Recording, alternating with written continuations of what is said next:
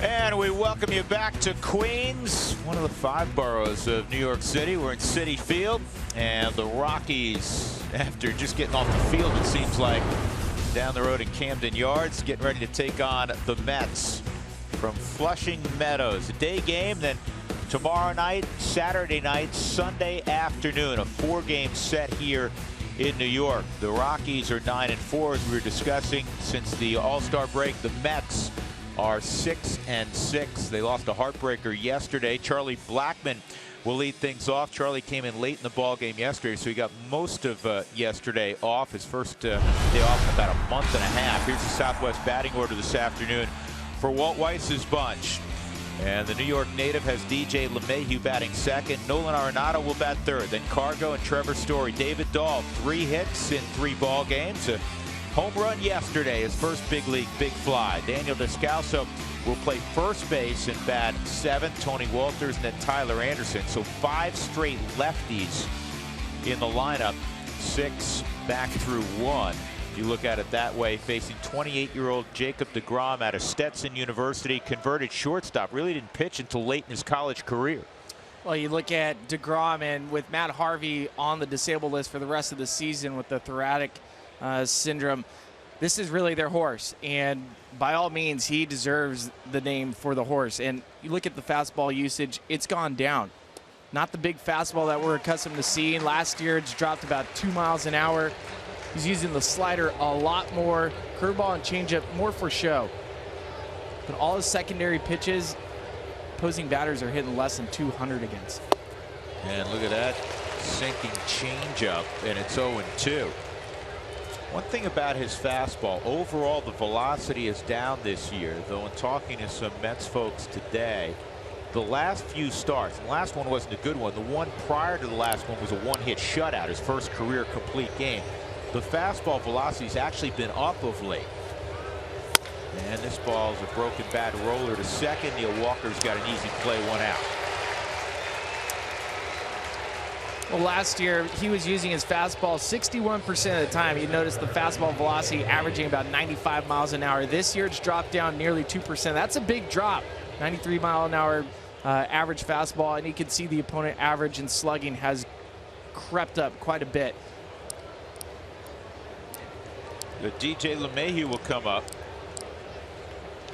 DJ brings a .327 average into the ball game.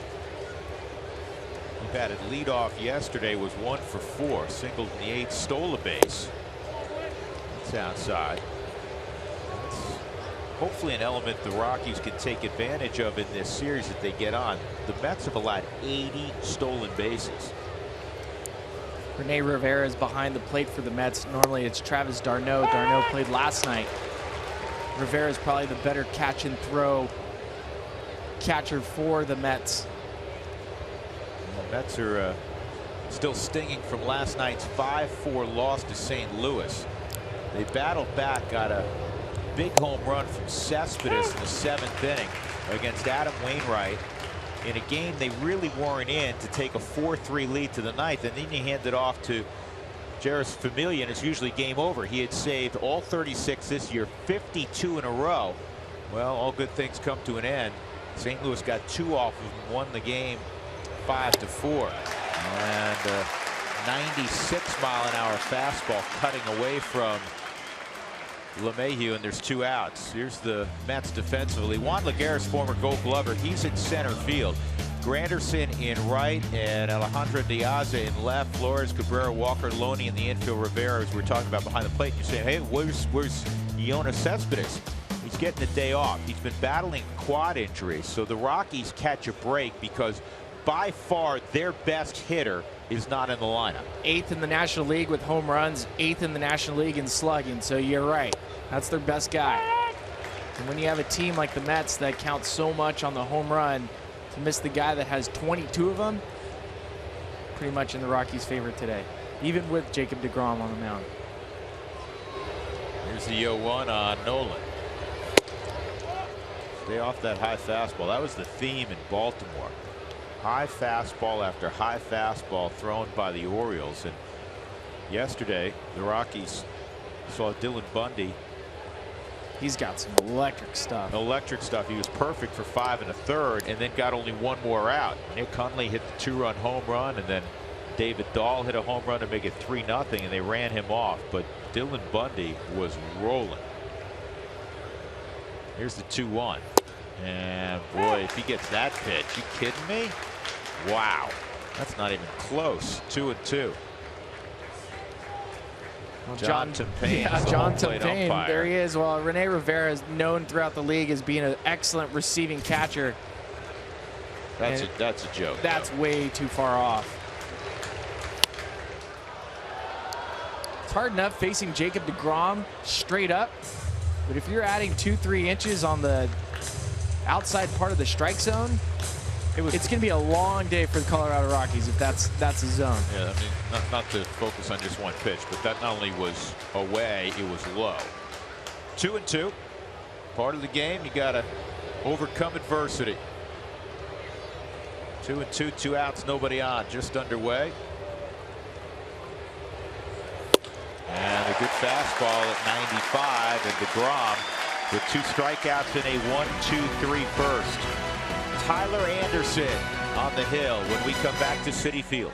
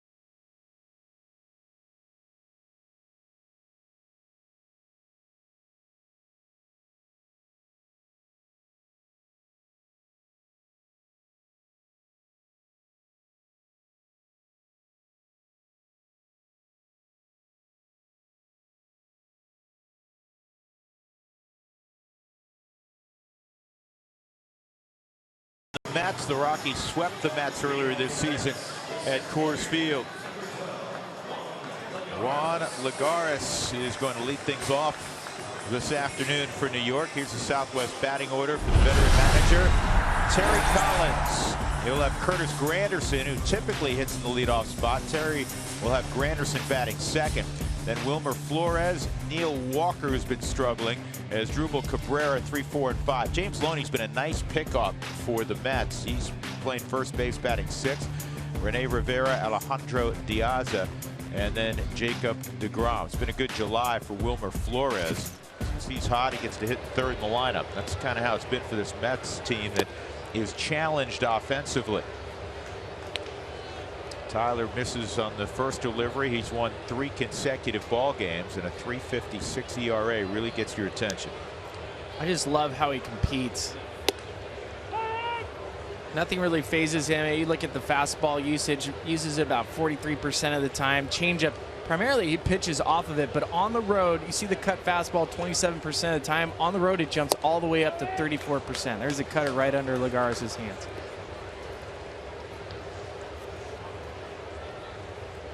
Lagares 2 for his last 15 and 12 for his last 66. It's been a struggle for this Mets lineup. And there's that great changeup, 2-2. The league's hit just 200 against Anderson out on the road.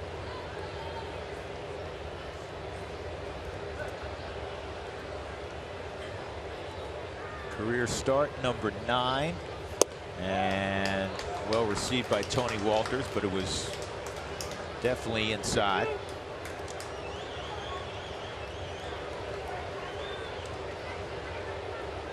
Three and 2 on Lagares.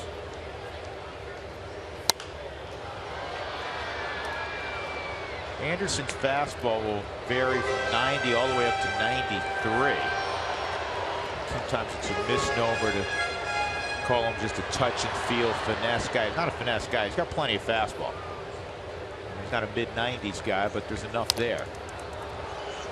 He's a pitcher. He's a pitcher. That's all it boils down to. He's going to pitch.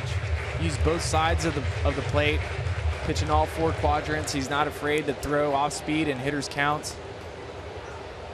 He's not afraid to put a lot of rosin on the bill of his cap. It's become his thing. Out in front of the plate, Walters quickly gets to it and throws to first. That's where it's really nice to have a guy with middle infielder speed coming out of the chute. Good play by Tony Walters. Probably not a lot of catchers in baseball that are able to jump out of their crouch that fast and cover that much ground.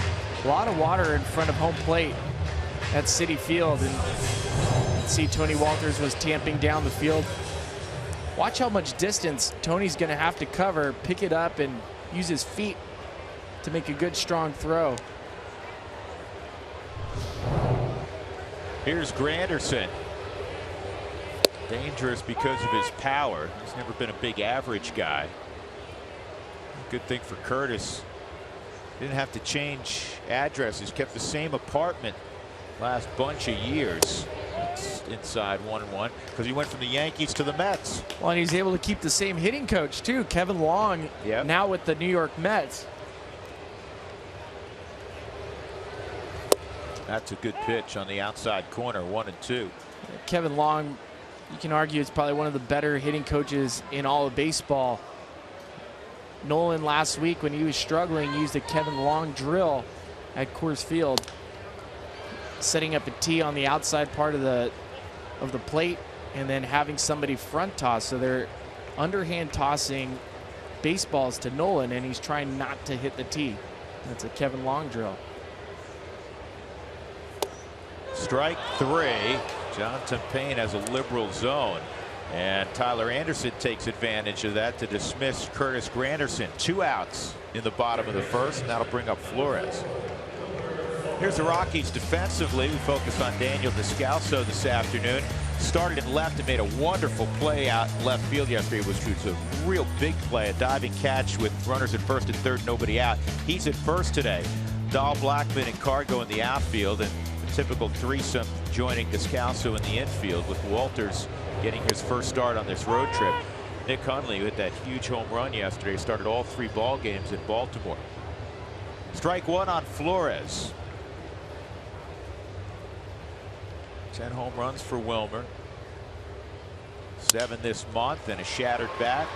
Story pulls it to his chest, and it's a great start for Tyler Anderson to match what Jacob deGrom did. So we go to the second, scoreless.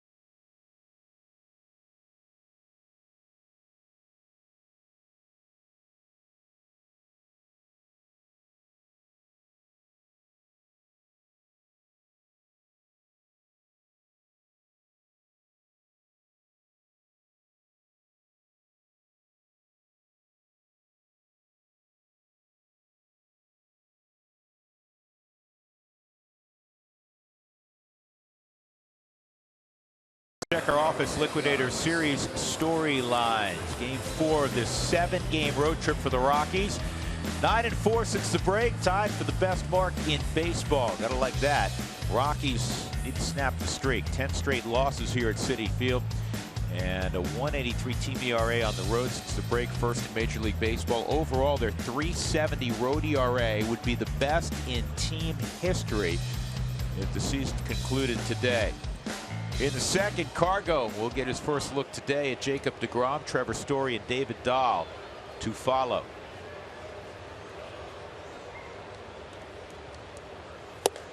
And Cargo swings through a fastball. He's got good giddy up today, deGrom. Well, the way that the hitters describe deGrom is when he strides out towards you, it's almost like he's hopping at you. He has a long frame, long arm, and it feels like the baseball just jumps. Cargo's behind 0-2. Chase is high. Cargo 2 for 4 with a home run against deGrom. So he's had his moments against Jacob deGrom. That's basically all the offense the Rockies have against DeGrom.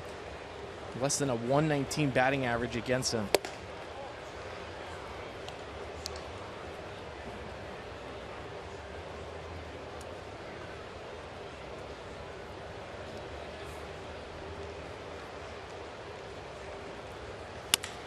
And slowly hit right at the only guy on the left side, and by a step, Flores gets Cargo one out.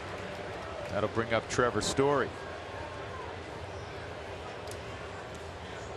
Well, off the bat, this game already has the feel between the Mets yesterday losing a heartbreaker, the Rockies getting in very late. Just based on what we've seen with DeGrom and Anderson, it could be one of those very low-scoring affairs. Also good to see Cargo run well out of the box after last night on the lunge at first base for his infield hit late in the ball game, where Keith Duggar had to come out and check on him. That pitch on the outside corner.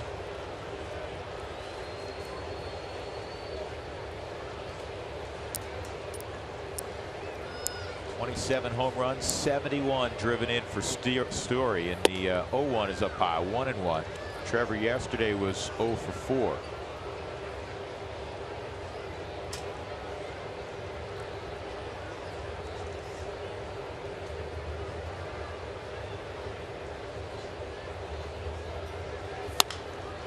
And it's fouled off. James Loney's giving it a look. Not going to have a play. So it's 1-2 on Story. Trevor's done a lot of damage this year. That's pretty clear. How about 13 of his home runs with 2 strikes? Unbelievable. And he's gotten so much better. Second half, it's 14 for 42. That's a .333 batting average with 6 homers and 14 RBIs. You wonder why the Rockies' record is as good as it is. This guy has a lot to do with it.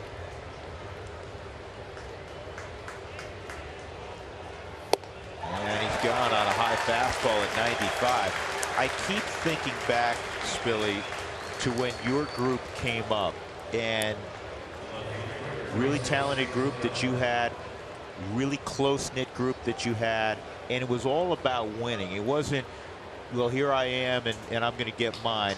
And this group has the same feel to it, and with all due respect to your group, they may have even more talent and more depth than your group did. It's not a knock on us. The players have gotten better, and they should be. This ball is lined to center field. It's got to get down, and it will. So the Rockies have their first hit, and David Dahl has a 4-game hitting streak to begin his career. Got to like that. I love it, and the importance of David Dahl, as sad as it was to see Brandon Barnes go, when you bring up a young talent, and we've seen it with pitchers, we've seen it with John Gray, you see it with Tyler Anderson, and to your point about having a nice young group, it gives you a buzz. It brings some confidence to the group.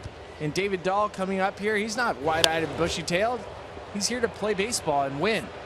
And that's infectious, and that's important for the clubhouse as a whole. Here's Descalso. Speed at first and Dahl. And Daniel takes outside. Think about this. We continue this theme.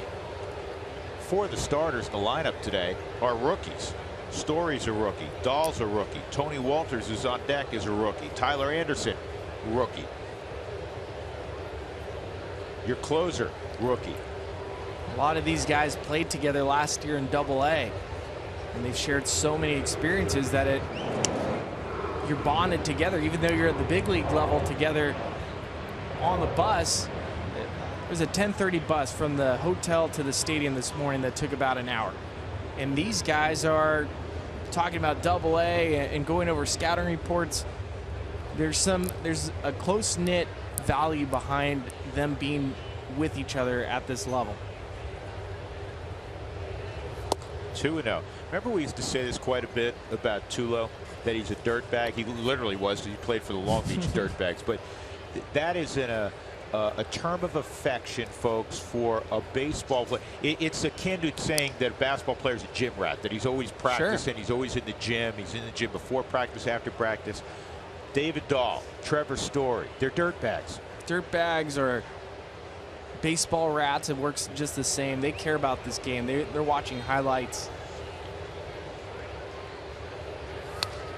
Good swing, got the barrel out to Descalso on the fastball, just fouled it back. 2-1. Think of that old line that Groove used to say, Don Baylor. I think he reprimanded, may have been too low early in his career, and when I say reprimanded, he did it in a gentle way. 2-0, he said 2-0, 3-1, you better get your barrel out. Don't get beat 2-0, 3-1. Daniel got it out there, just fouled it off. It's a good swing. Good eye, 3-1. Groove would also ask me on days that I was starting, he goes, Spilly, are you in there today? You go, yeah. His response would be, why? Well, that's going to lead us here in a moment to another story about one of your first times in New York. Oh, man. You got to tell that story. I will tell that one later. 2 outs, Dahl at first, 3-1. It's 3-2. My response always was to Groove after he asked me why I was starting. I said, I'll show you why today, Groove. And then at the end of the day, I was like, well, not my best. I said, you'll have to play again next week.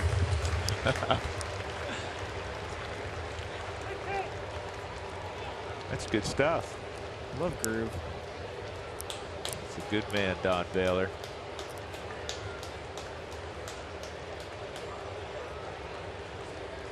.313 average, 3-2. Runner going, swung on and missed for Descalso.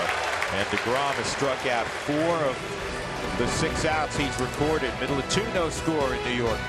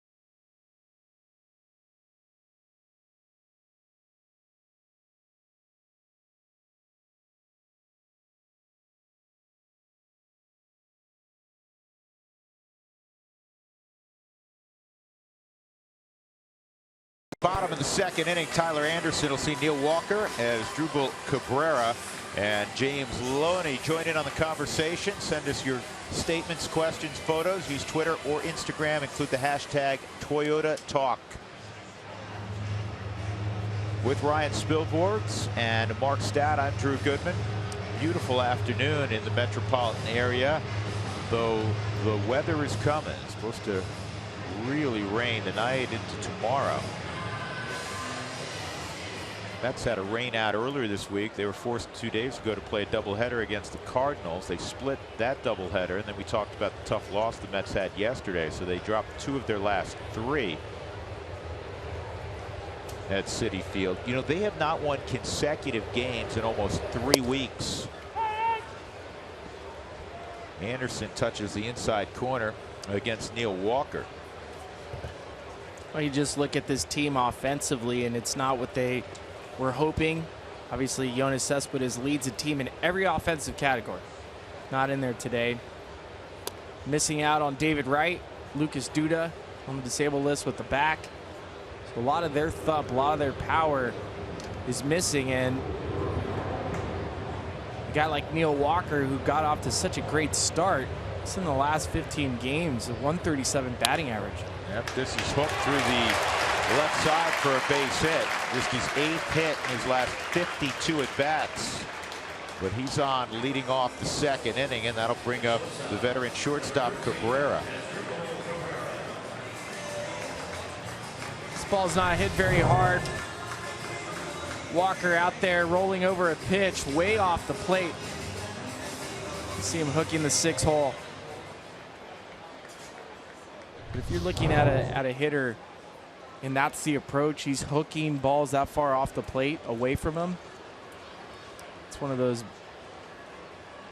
balls in play that ended up finding a hole. That's not going to work over the course of the game against Tyler Anderson. As Drupal Cabrera takes ball 1, snap throw to first by Tony Walters. Cabrera leads the Mets in grounding and double plays. He's grounded into 10 of them. This Mets team is not what you would call an athletic team. They don't run well. And here's a double play ball. It's going to be number 11. This is an easy turn. Cabrera doesn't even get halfway to first. Where is that crystal ball? Where do you hide it?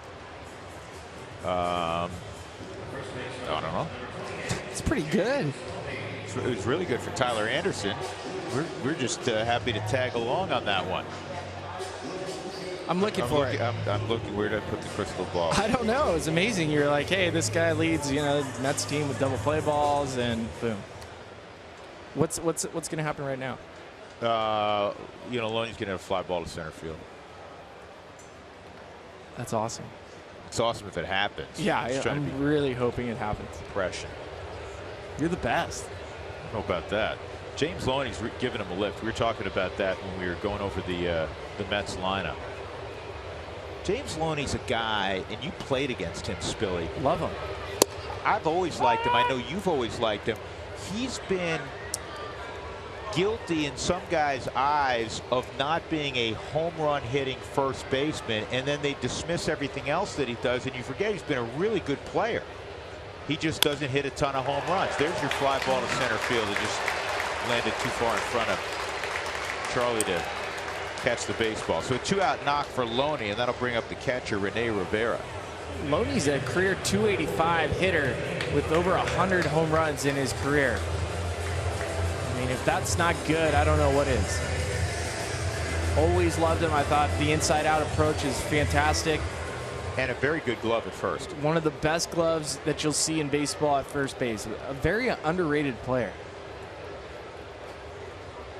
But too often, I think in scouting, Spilly, scouts talk about what a guy can't do as opposed to what he does do. I like to say as if Willie Mays is going to walk off the bus, every day.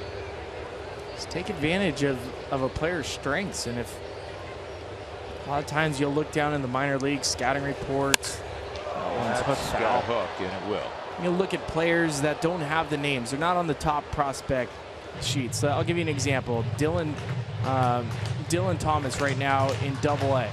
Look at the numbers. He's not on any of the top prospect sheets, but every single night, if you look at the scorebook, ends up with a hit and a walk.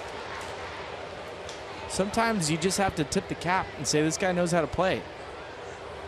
They never thought Jose Altuve was going to amount to anything. How'd that one turn out? He had to beg a scout to sign him. He goes, you don't even have to pay me, just sign me. It's like the Bob Uecker line. It's a $5,000 signing bonus, and his dad couldn't afford it. 0-2 on Rivera. 2 outs, Loney, a conservative lead at first. And this is fouled off.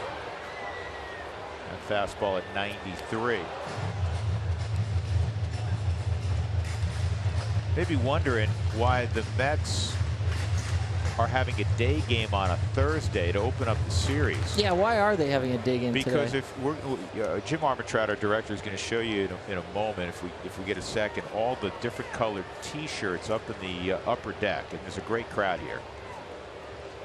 It's camp day Are we going to have to hear the SpongeBob SquarePants song? I mean, that's still gives me nightmares in the minor leagues on camp days like this. You'd have to hear the SpongeBob SquarePants song every half inning.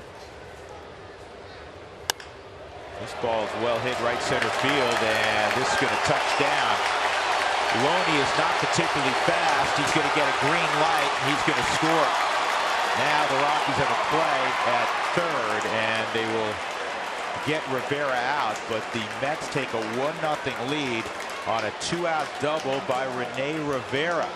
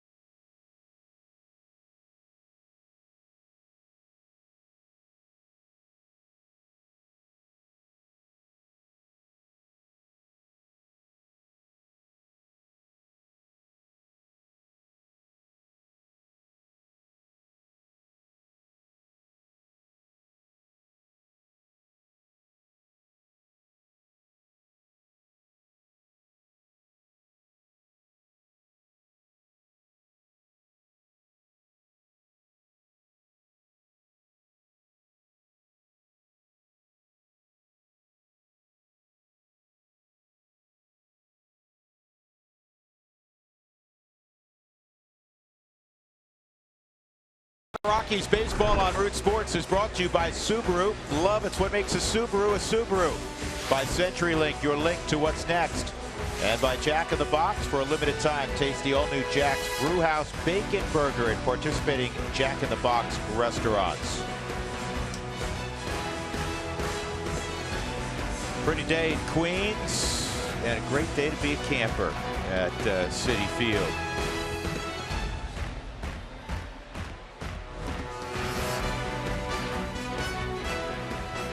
Rene Rivera with an opposite field double. He was behind in the count, and he drives in James Loney, who had a 2-out single. So the Mets have a 1-0 lead, and Jacob deGrom has been really good so far. In the third inning, it'll be Tony Walters, Tyler Anderson, and Charlie Blackmon against the hard-throwing right-hander out of Florida. Stetson University. Shortstop, so you know he's a good athlete. Not as much wear and tear on his arm because he came to pitching pretty late. Walter's been swinging the bat. Fouls this off, 1-1. Tony's really picked it up offensively. Batting .407. His last 11 games with an at-bat since June 25th. Got to get him up there with the bases loaded. He's 4 for 5 this year with the bases loaded.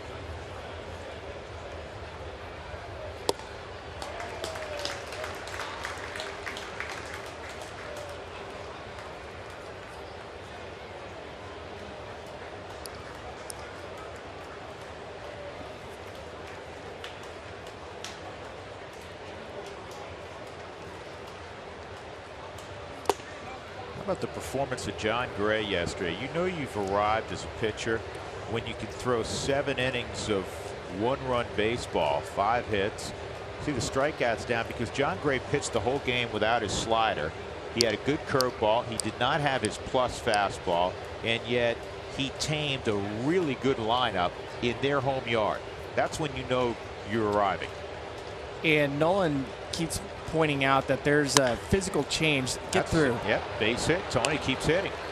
That's 8 for his last 14 for Tony Walters. That's 6 straight games with a hit. But going back to John Gray, Nolan mentioned, he said, I noticed it the last start. The way he carried himself was completely different. And we've slowly seen him grow up. His last start last year at Citi Field, we saw that big jump, right? He had this great start at Citi Field, but he's only grown better and better and better. And the road ERA, we have to point that out.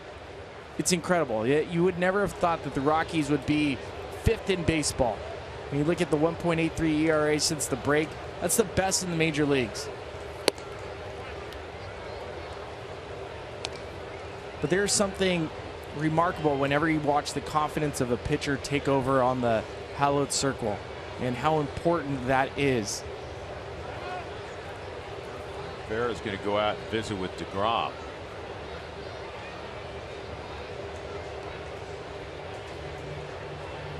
Leadoff single by Walters. An extra advantage to having Tony at first base is that he runs well.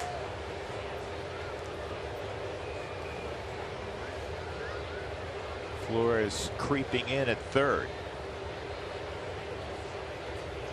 Pulls it back, 2-0. Stuco looking at Walt Weiss. Now he's going to relay that information to Tyler, who waits patiently.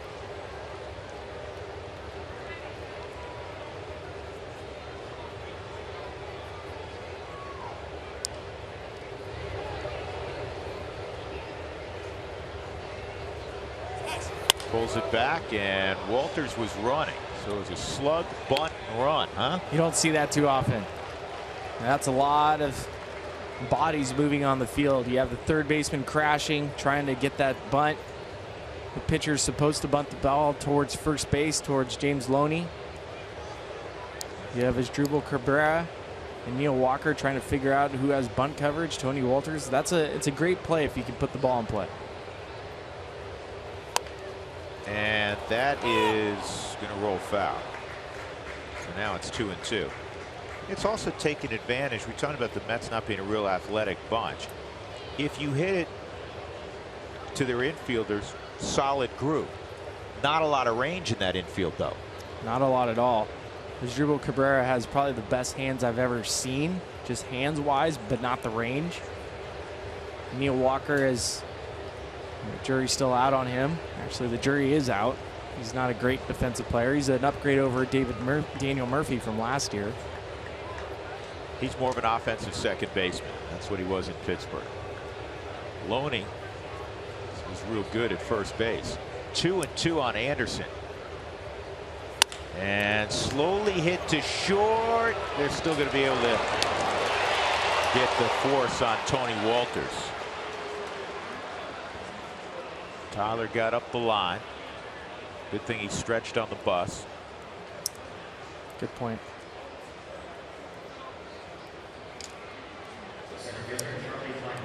I saw you this morning.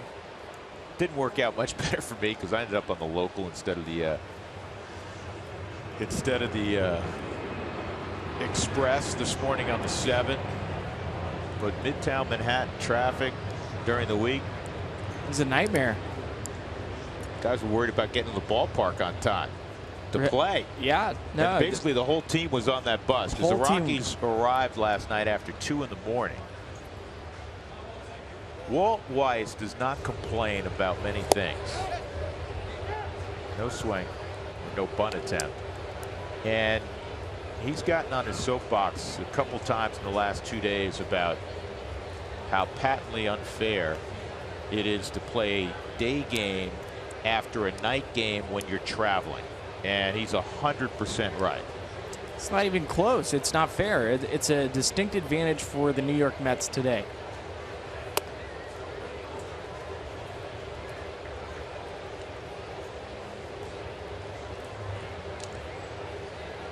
Charlie grounded to second, leading off the ball game. Looking for his first knock against Jacob deGrom in his career. Jacob deGrom in day games. Ridiculous. 15-3 in his career with a 1.63 ERA. Loney kind of stalking Anderson. He's playing behind him with the left-handed bat. in Blackman at the plate. No, it's ridiculously unfair. Let's say you had a rain delay last night in one of those 4-hour games. Then you roll in at 5:30 in the morning and you're going to sleep for 2-3 hours and ask guys to go play a major league game.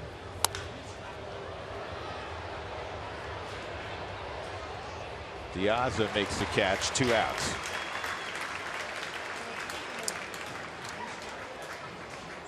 Yeah, it's not fair, and everything about the game, and I mean even a 3 o'clock start is more tolerable.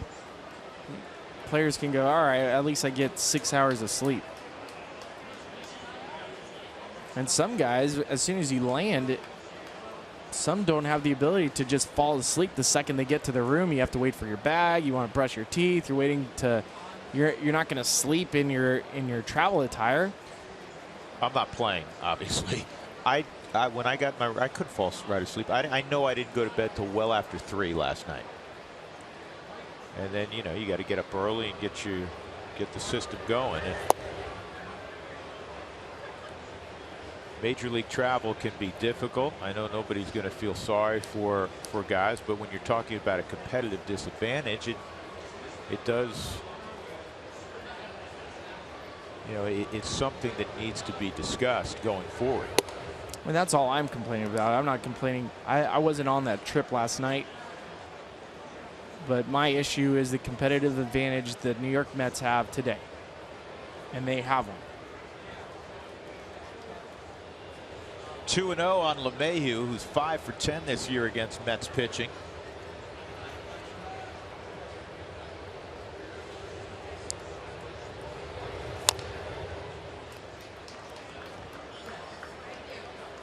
Folks, when the Rockies score 7 runs or more, that's the magic number. So you go to Taco Bell the next day, and between 4 and 6, you will receive your Rockies taco special, La Masa Taco Bell.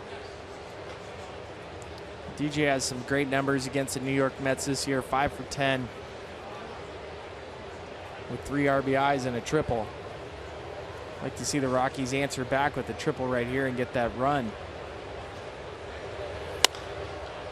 This ball's in the air to deep right center field. You may get what you asked for, but no. Granderson makes a good catch to end the inning. That's where that wall is much shorter than it's been in years past. DJ almost hit it out in that direction.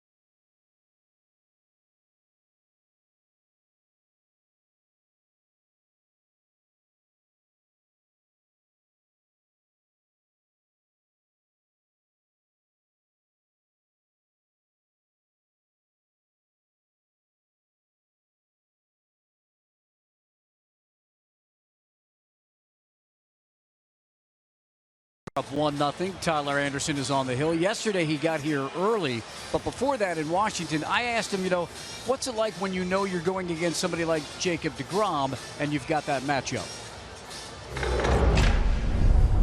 It's great when somebody on the other side of the hill is really, really good, and you always want to try to be better than the person that day. You want to be the best pitcher on the mound every day. but really it comes down to their hitter's not really the guy on the other side, you know? See, that's the thing. Sometimes I think like a fan, and you look at the matchup and you say, oh, DeGrom, you're going to go against DeGrom. But Spilly, you know this better. It's the guys he's going against at the plate for the Mets, not necessarily Jacob DeGrom. Yeah. No, he's not taking on Jacob DeGrom. Right. He's taking on the New York Mets. And that's the challenge, especially for today. And Tyler understands where the group is at today. He understands that he needs to be at his best, not just because it's DeGrom and it's the Mets. It's because he needs to pick up his teammates today that are probably riding on some fumes today. And he is the one guy, Mark alluded to this, that got a full night's sleep. Came in early yesterday. Here's Alejandro De Aza, and the fastball's down low, ball one. 1-0 New York. 2-out double last inning by Rene Rivera to score James Loney. De Aza, then DeGrom.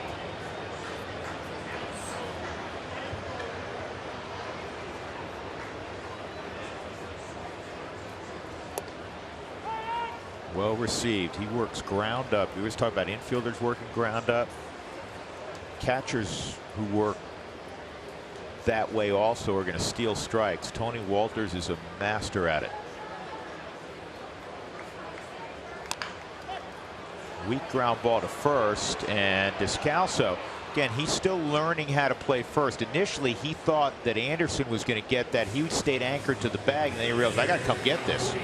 But I think after Descalso tags De Aza almost throws his shoulder.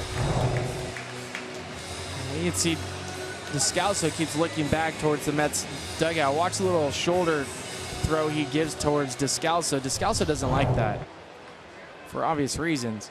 Threw a little flipper after. You can get hurt doing something like that.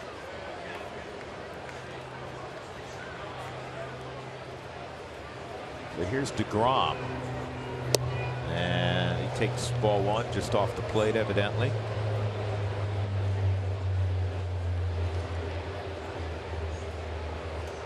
Mets are 3 games above 500 against lefties this year. 13-10. Mets come into the ball game in 3rd place in the National League East. They're not only behind Washington, they're behind the surprising Miami Marlins. 5.5 back at a first. 2-1. Rockies have yet to play the Nationals. They're going to see them a couple times here in the second half, obviously. That's 17 games above 500. For the Marlins and the Mets. 2-2. Well, I know you like to look at the run differentials between those teams, and the Washington Nationals by far the best team in the National League East. Marlins right behind it. The New York Mets only plus 18 run differential. That's not very high for a team that's considered playoff bound.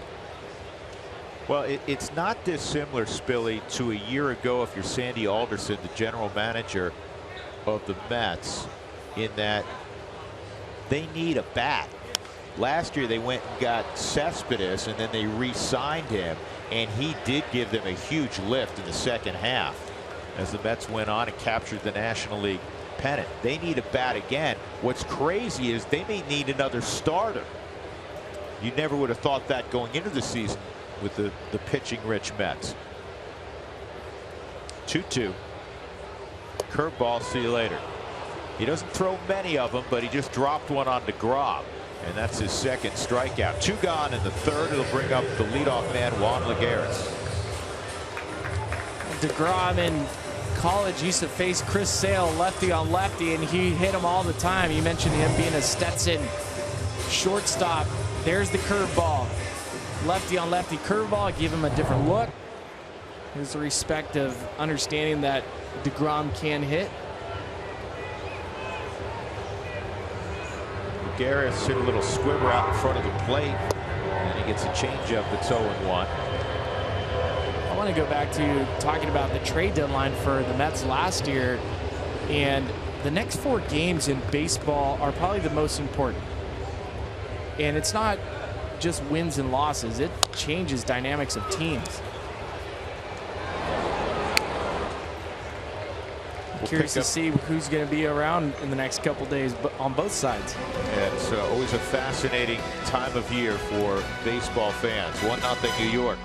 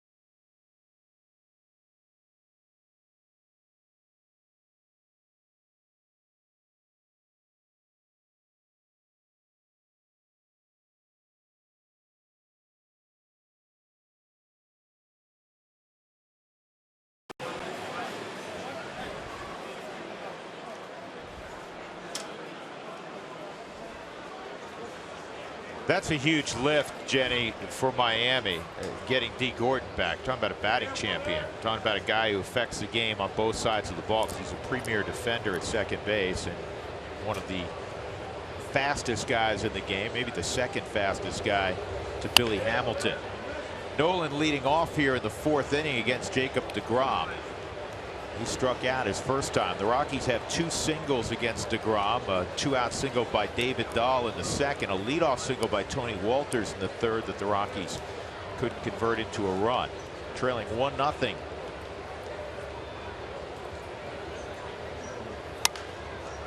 And that's fouled off and out of play. So the Mets have won 10 straight at Citi Field against the Rockies. The Rockies in those 10 games have scored only 10 runs. That's not good. 10 runs in 10 games? That is not good.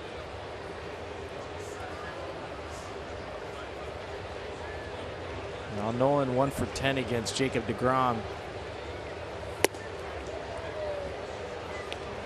Nolan a home run in that Baltimore series.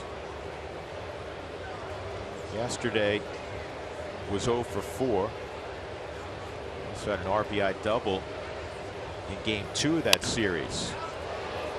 And this one is fouled off. Rivera may have a play, and he does.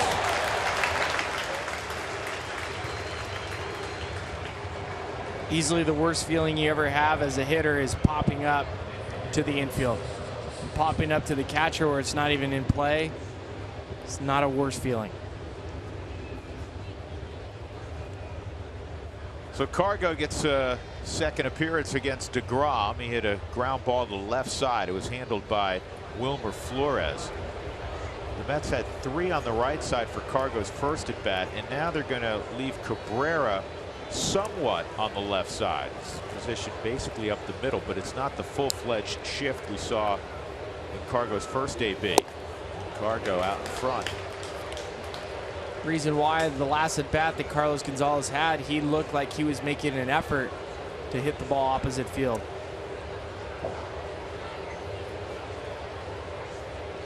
Cargo's made an effort all season long, making sure he uses the opposite field. Well, Spill, you played in this ballpark. When they first opened it up, you had to be Giancarlo Stanton or Cargo to hit it out of. And they keep slowly bringing the walls in. And now the dimensions are more inviting. It is still a pitcher's park. So left center field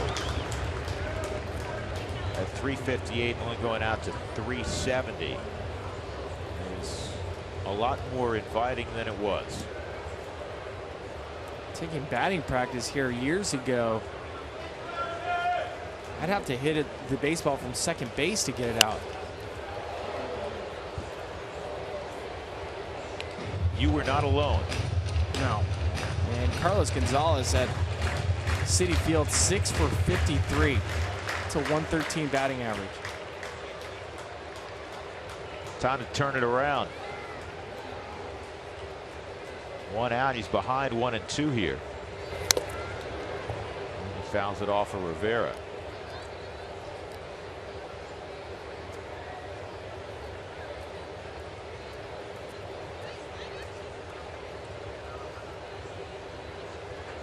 DeGrom has yet to give up a run against the Rockies pitching at Citi Field. Just getting all the bad news out of the way right now.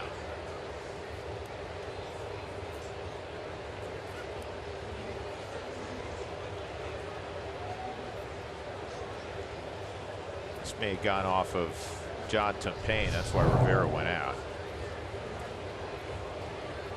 That's exactly, yeah, that's exactly why Rivera went out.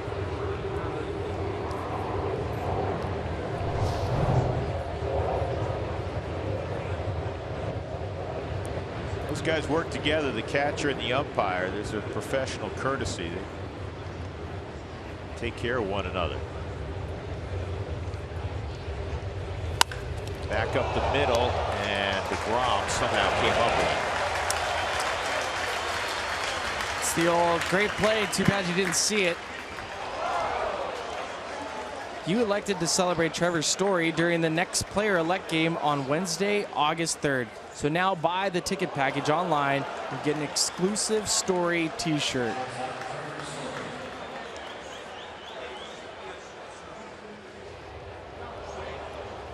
Trevor went down swinging his first time up.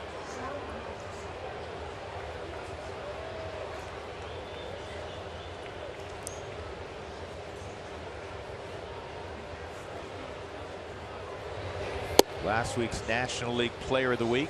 He takes outside ball 1. Rockies with the win yesterday, now 24-28 on the road.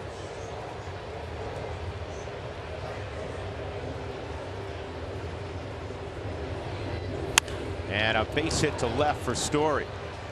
So the Rockies' third knock. And that'll bring up David Dahl, who has one of the hits. Take a look at our Mako big hit. Yesterday, David Dahl came up in a 2-0 game, got a changeup from Dylan Bundy. Bundy didn't even want to look. To dead center field, first major league home run for the 22-year-old from Alabama. That's where the big boys hit it. Dead center? It's a long ways. A lot of pop in the bat of this kid, who right now is playing at 175 pounds.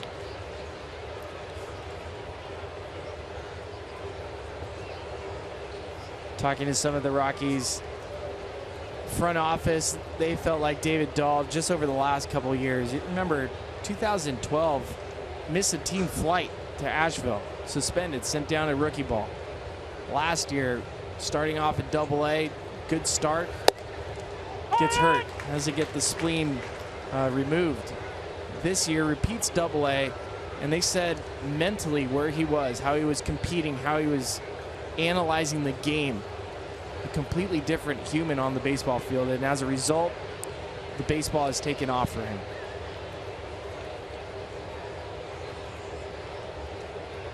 One. And Dahl a little tardy on the fastball, and it's 1-2.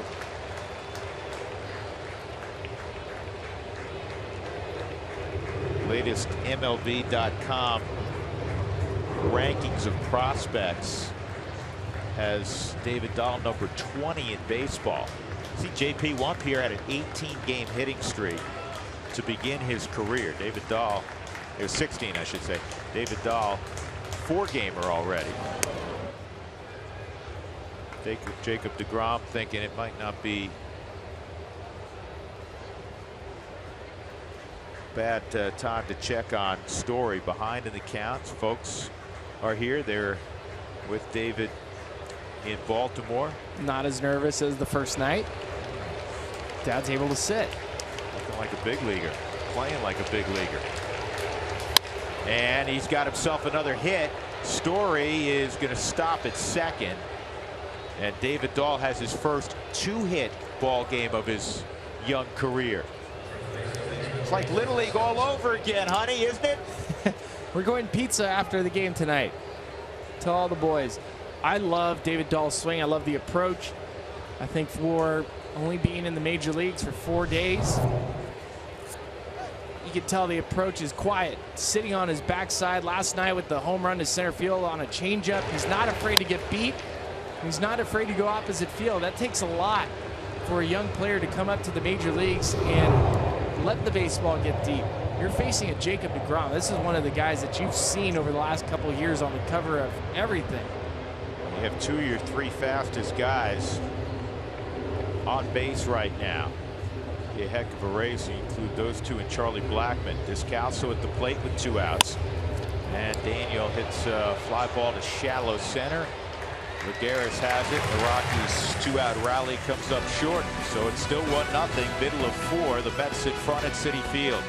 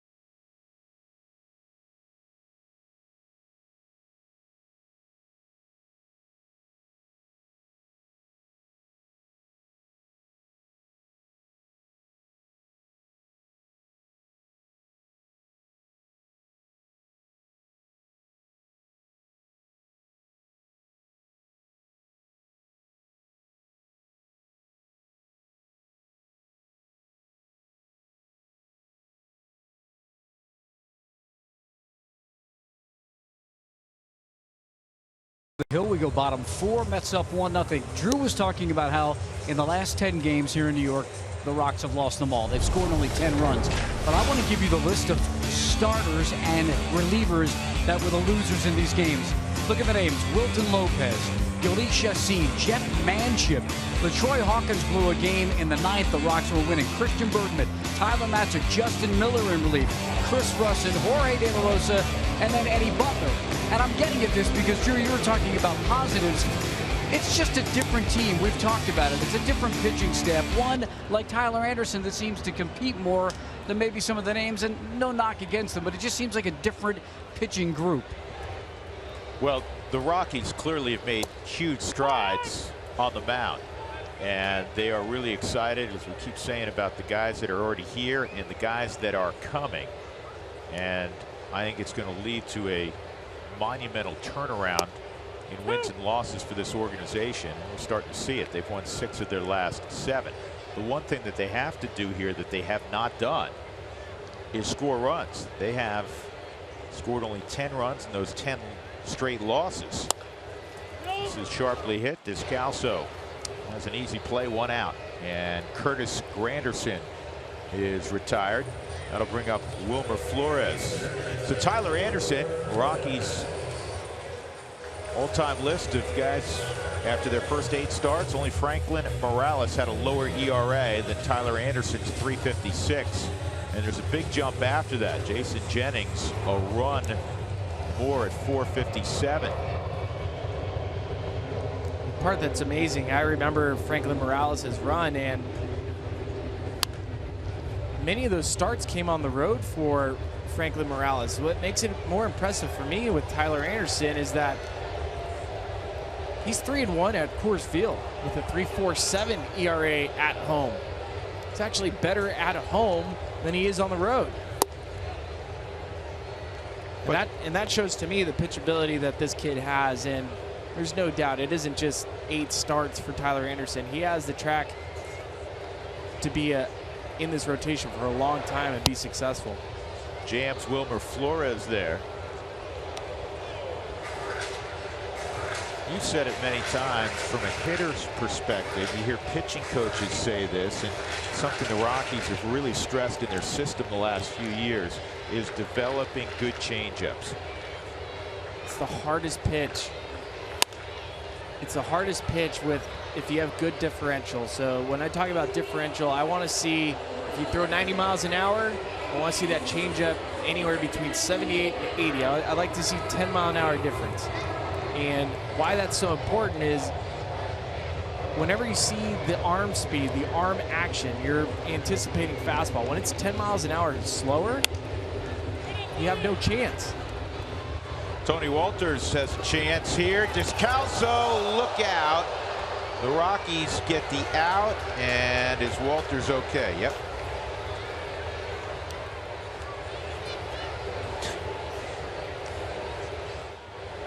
Walters is lucky that Wilmer Flores wasn't even running. If this ball falls,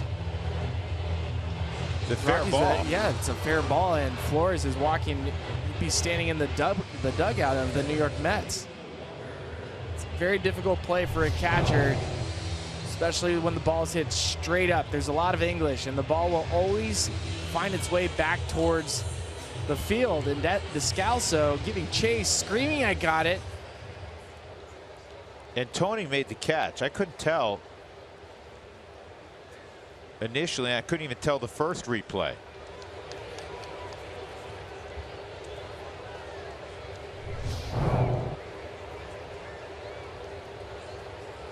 Tony had the concussion earlier this year. So did Nick. And that's one of the things that in every sport they're so much more careful about. Tony checks out. It is so hard to hear your teammate screaming when your back is facing him and you're looking up. And you played here a bunch. Big crowd today, first of all. Second of all, there's always planes going over from LaGuardia. You're in the flight path, so you can't hear anything. There's a strike on Walker. Walker pulled a changeup through the 5.5 hole in the second inning. For just his 8th hit in his last 52 at bats. And there we go. I can't hear you. What'd you say? You know, famously, former Mayor David Dinkins, who is a big tennis fan, had all of the air traffic rerouted during the 2 weeks of the U.S. Open. And for folks that are unfamiliar with where we are in Flushing Meadows, when you get off at Willets Point, Citi Field, literally you have a choice when you get off the subway. This is line fair down the left field line, and David Dahl has to reroute, throw to second. He's not going to be able to get Neil Walker, so he has a 2-out double. Pick up the story in a moment after the replay. Now Neil Walker's 6 for 11 against the Rockies. Able to pull the ball down that left field line. I didn't like the approach the first at bat. Cut her down, and then he pulls his hands in nice and tight. That allows that barrel to come in through the zone late. I got one for you. Look at that top hand volley right down the Flushing Meadows. Yeah, well, again, the U.S. Open tennis facility is on, depending on how you get off the subway, is on the left, and Citi Field is on the right. And so David Dinkins, when he was mayor, he would attend a lot of the matches at Arthur Ashe Stadium. He had the air traffic rerouted. You can do that when you're the mayor of New York. That's fouled off the leg of Asdrubal Cabrera. I got one for you, though. I wanted Neil Walker, in 326 at-bats, 16 home runs. That's just his 7th double. Are you kidding me? I know. I didn't want to read that graphic because I thought it was wrong. But I know our people in the truck, the minions working down there, they never get anything wrong. And it was seven doubles. That's crazy. Now you got to bear down here. 1-0 game. DeGrom's been pitching tremendous baseball. Give up another 2-out run here.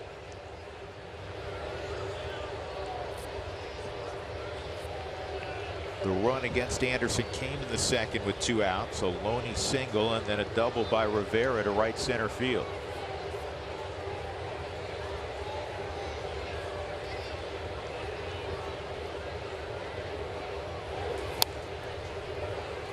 Challenge with the fastball, and it's 0-2.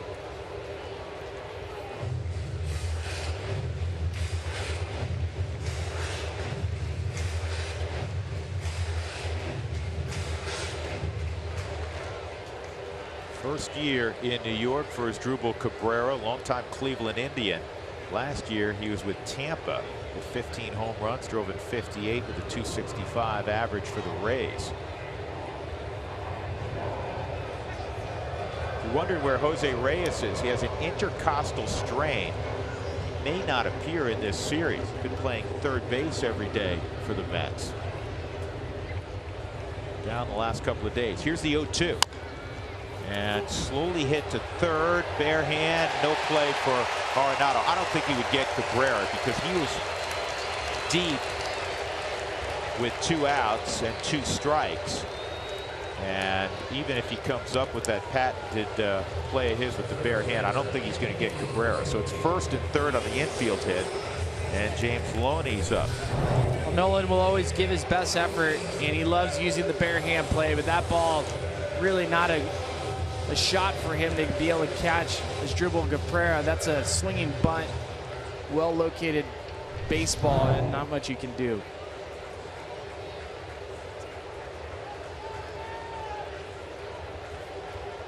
A tough out, James Loney with runners at first and third. Loney soft single to center field his first time up.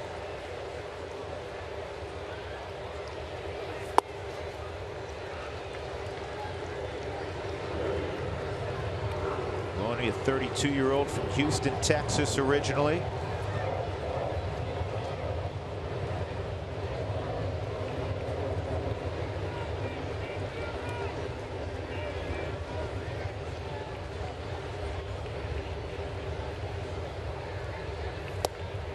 And the curveball misses. It's 2-0.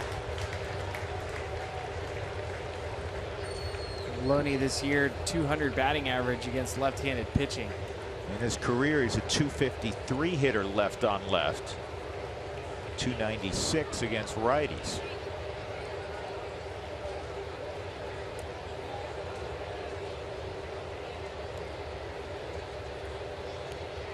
Former Rocky Tom Goodwin just celebrated a birthday. He's at first base. Tim Tuffle is the third base coach for the Mets. There's Tuffle.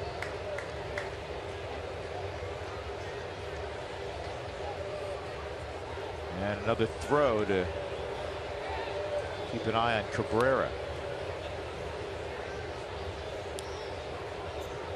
Loney's been very good this year with runners in scoring position. .294 batting average.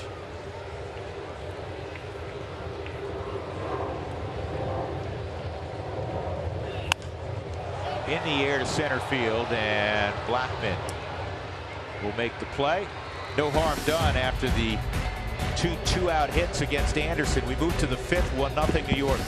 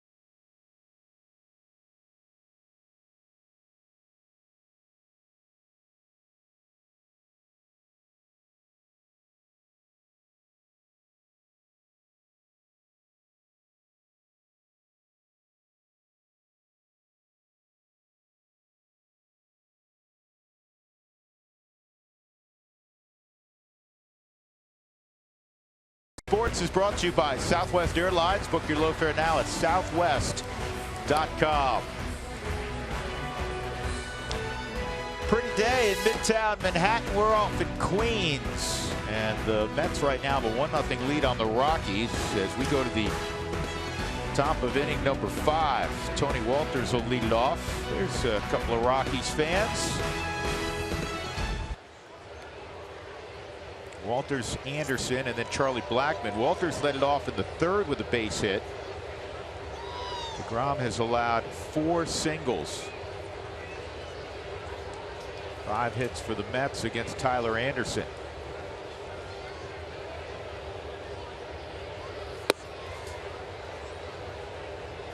John Gray, winning pitcher last night. He'll be the only guy in the Rockies rotation not to appear in this series against the Mets. Rockies are getting all the Mets heavyweights. Obviously DeGrom today, and on Sunday they'll see Syndergaard.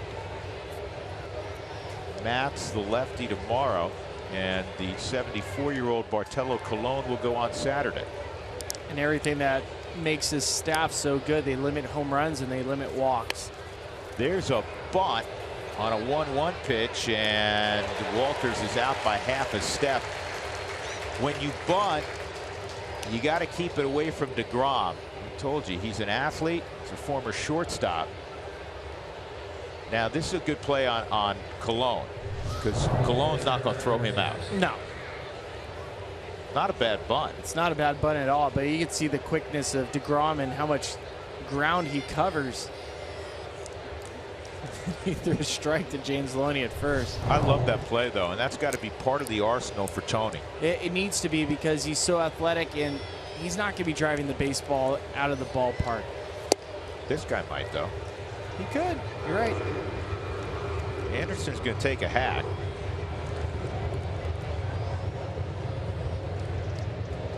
This is the same parking lot that Jason Jennings went deep and down the right field line when it was Shea Stadium. Tyler Eifert threw a little cutter down and in to Tyler Anderson, and Anderson, his first major league home run. That was a big home run in that game, too. Well, the Rockies were down 2. It was a 2-run home run to tie it up. Well, Rockies are down 1 with 3-0 count. Don't swing, Tyler. Take a strike. Swing it, Tyler. Tie it up.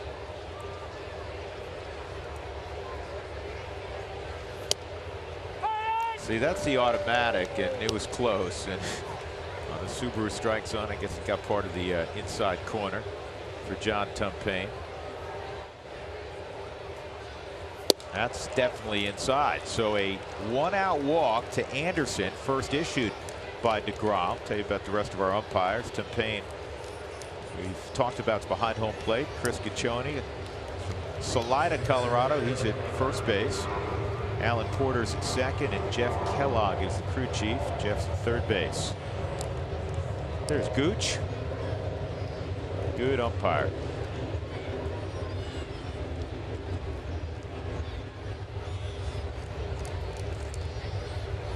Blackmon's 0 for 2. Ground ball to second and a fly ball to left field.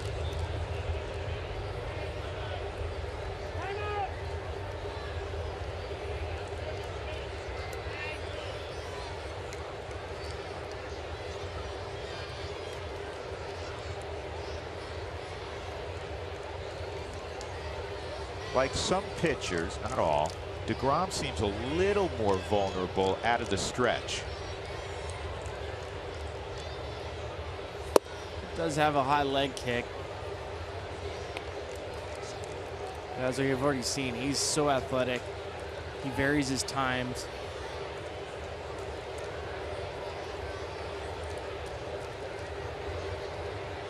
And with that walk, it was a strange walk. DeGrom, 10th best in baseball with 2 walks out of per 9 innings. And Charlie works underneath this. It's again a fly ball to Alejandro De Aza. Second time he's done that. He's now 0 for 11 against DeGrom. I'll bring up LeMahieu, who drove Curtis Granderson to the right center field wall in the 3rd.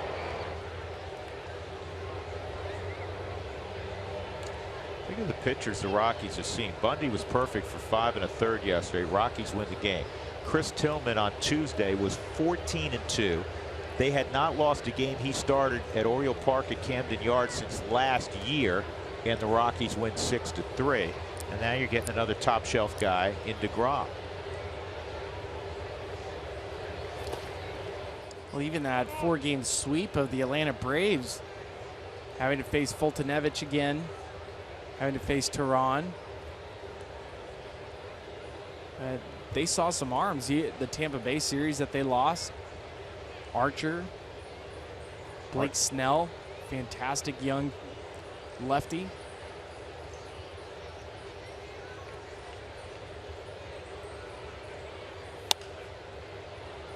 One ball, one strike on DJ. The first 10,000 fans through the gates for the Rockies versus Dodgers game will receive a coupon for a $1 hot dog. Courtesy of National Dollar. LeMahieu, the picture of consistency. He's hitting .326 against lefties, .327 against righties. Anderson at first with 2 outs.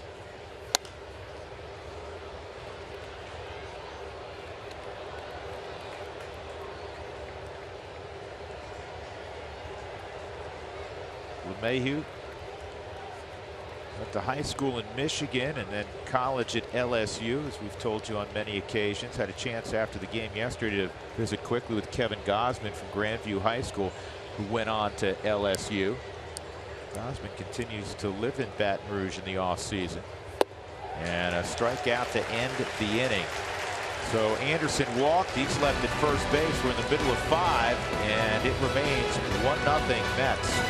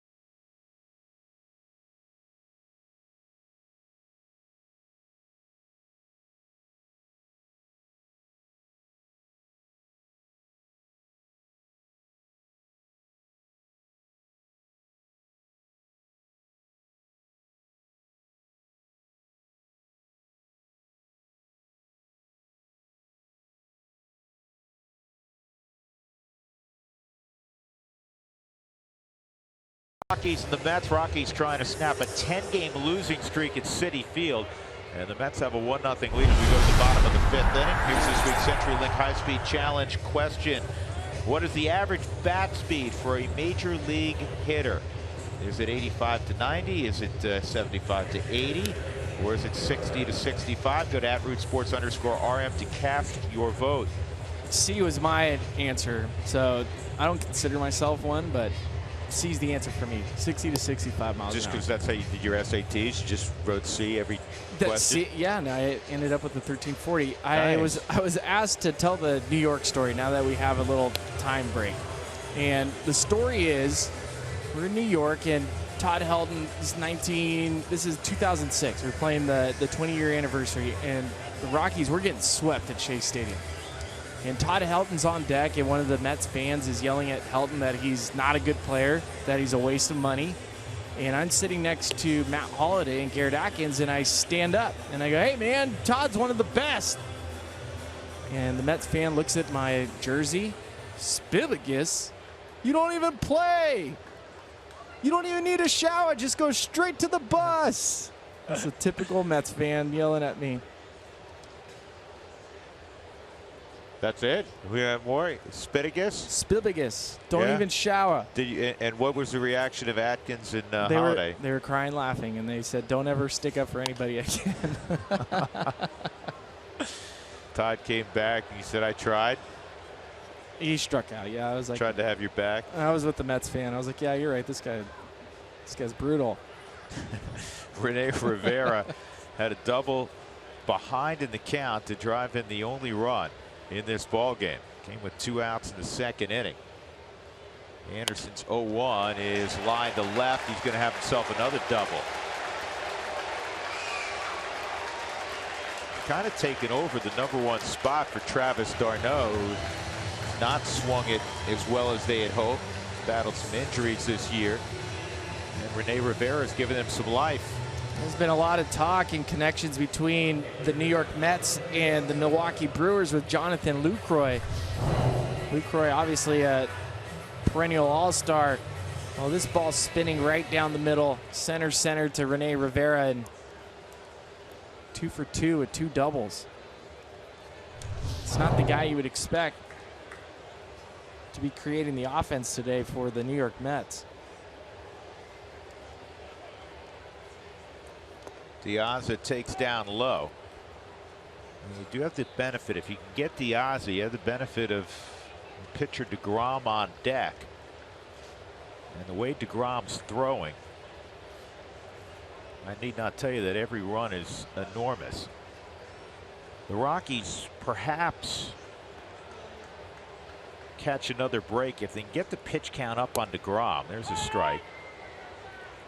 The bullpen has been overworked. They had a doubleheader 2 days ago. You lost from the Mets perspective that tragic game yesterday that they led 4-3. The first blown save this year. First blown save in a long time for Yuris Familia. So Familia's gone 2 days in a row, 3 out of 4. Their top setup man, Addison Reed, same deal. 2 days in a row, 3 out of 4. So again, if you can somehow get DeGrom out of there, you may get a little softer side of their bullpen. No guarantee. No guarantees, and DeGrom season high 110 pitches for him. He's at 76.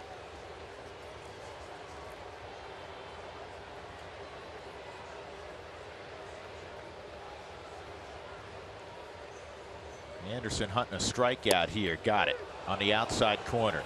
And he reaches back when necessary for a little bit more. And he punches out Diaz at 92 on the black. That's a huge pitch. This is what allows Tyler Anderson to be so good. He understands that Diaz is looking to pull a baseball to move the runner over. Went soft inside a couple times and then just paints down and away. All 3 strikeouts, Spilly. Backward Ks today by Anderson. Now here's DeGrom, who handles the bat. He takes ball 1. He struck out looking his first time on a curveball.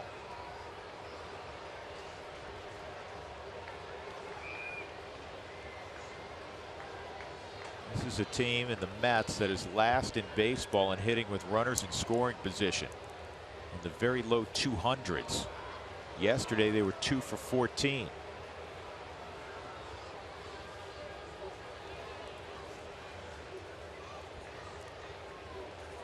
We've mentioned how DeGrom handles the bat so well, and I think I've already mentioned earlier today that he had a hit against Chris Sale. Well, in 2010 in a college tournament, it wasn't just any hit. It was a home run off Chris Sale. Well, back then I saw Sale. He was a soft tossing lefty. Soft tosser? Straight over the top. And he was having jersey issues that day, from what I understand also. Didn't feel comfortable, couldn't really get his arm extended.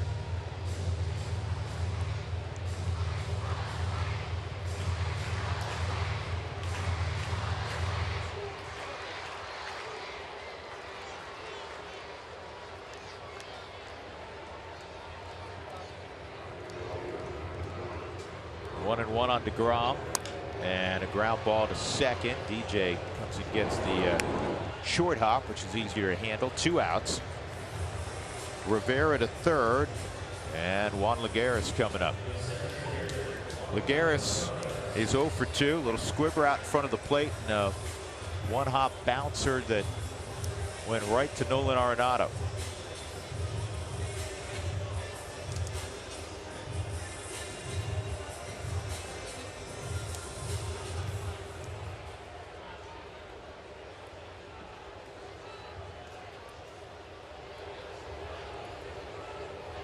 Again, no Yoenis Cespedes for the Mets today.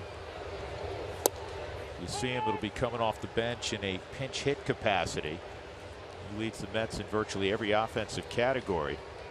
Getting the day off, still nursing a quad injury. I was actually reading reports in between innings that there's a good chance Cespedes may not play this weekend.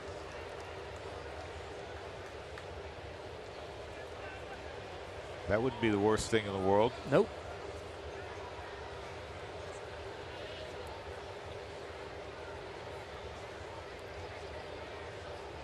Here's the 1-1 to Juan Lagares, and that's line foul into the seats.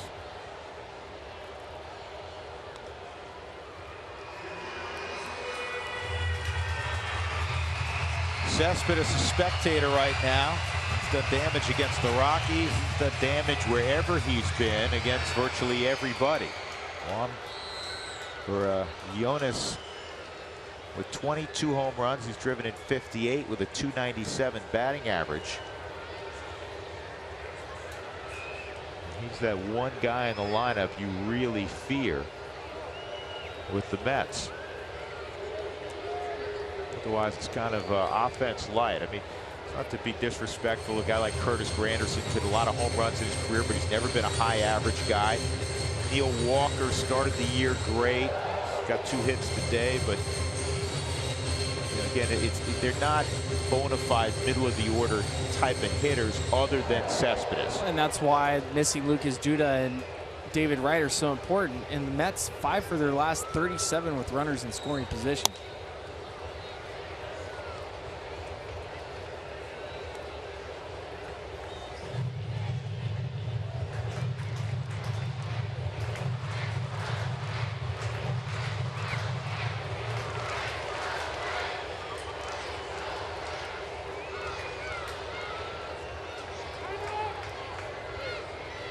Lagares overall at the plate is just 2 for his last 20. Keep this lineup quiet. 1 and 2 with a runner at third.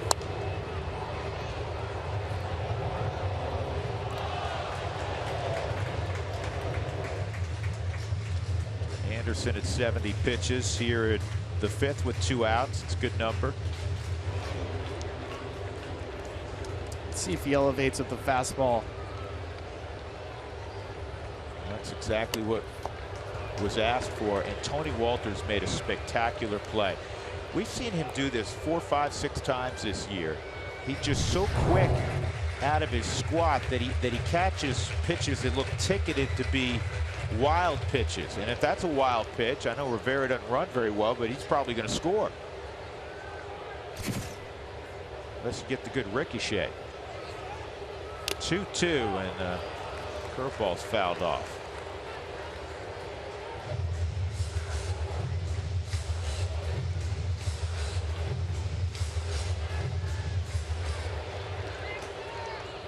Let's see if they go back up there.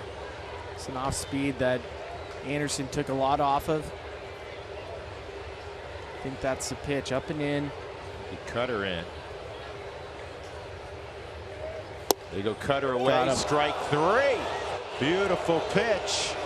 Lagares understandably upset, but John Tempain's had a wide strike zone all afternoon, and Anderson just took advantage. Rivera left at third, well received by Tony Walters.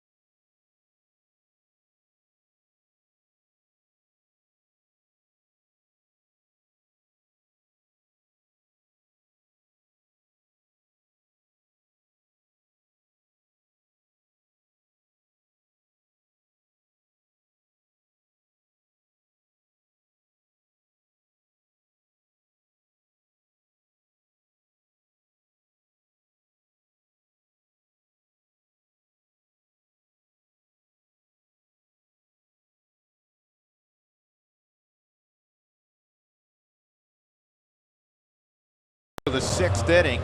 Let's see if this is the inning that turns it for the Rockies offensively against Jacob deGrom. 3, 4, and 5 for the Rockies. Nolan Arenado, Carlos Gonzalez, Trevor Story. Rockies have 4 hits.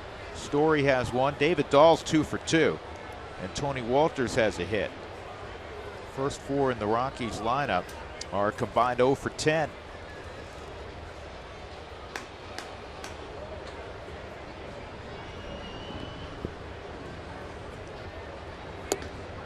That's ball 1 on Nolan. Well, this is that inning where you want to see the Rockies put together some quality at bats. Now you're not going to be hitting the ball out of the ballpark against deGrom. Try to get that pitch count up. See if you can get into that bullpen that, Drew, you mentioned last inning. Probably have 2 of their better arms will be down today in Familia and Addison Reed. Here's the 1-1 to Nolan, and it's bounced into the, or toward the Rockies dugout. It's out to Stu Cole.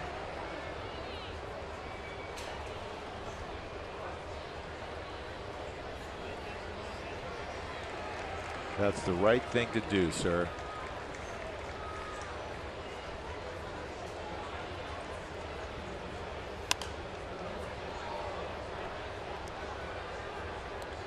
So it remains 1 and 2 on Arenado. Nolan 2 for 12 in that Baltimore series, a home run and a double. 1 for 11 against deGrom. And it's going to be 1 for 12. Seems like when Nolan is in one of his funks, which usually gets at him pretty quickly, he works under the baseball. You see an inordinate number of pop-ups. Pop-ups to the infield. You don't see many pop-ups to the infield too often, and that's why it's always surprising when you see a superstar in baseball do it consistently. Cargo, a ground ball to third, and he had a hot shot that deGrom made a great play on his last time up. Semi-shift in the infield. And it's outside, ball 1.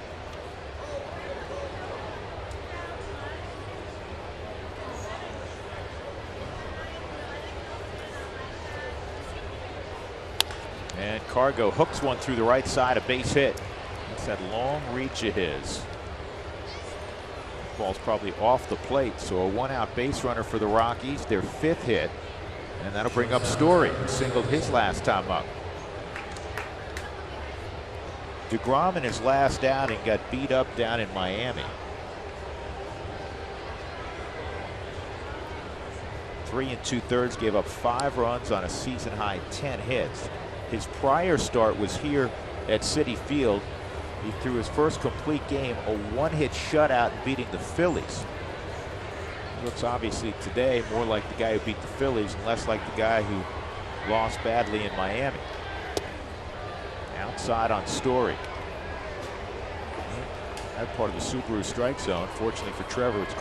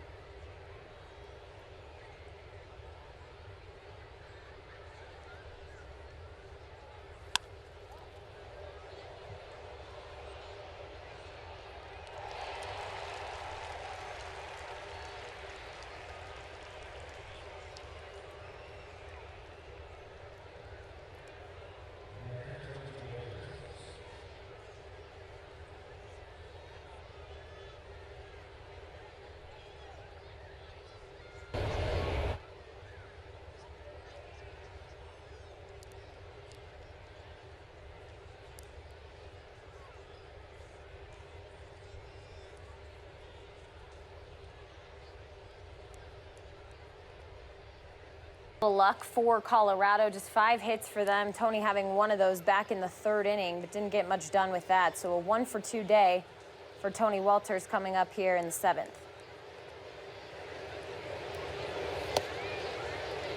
First pitch outside, so you have a nice 1-0 count to start. Yeah, and for Tony Wolters, he's been swinging the bat much better as of late. He's hitting his 6th straight game, and we heard Spilly talk about it a little earlier. He's really getting his backside more involved where he can drive the baseball.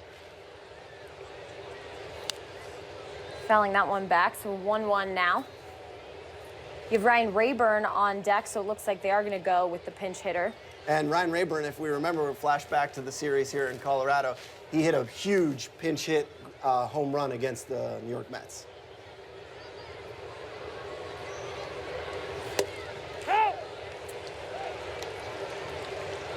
Jake McGee also warming up for Colorado, so it looks like there will be a change here for Anderson. So the 1-2 to Tony Wolters.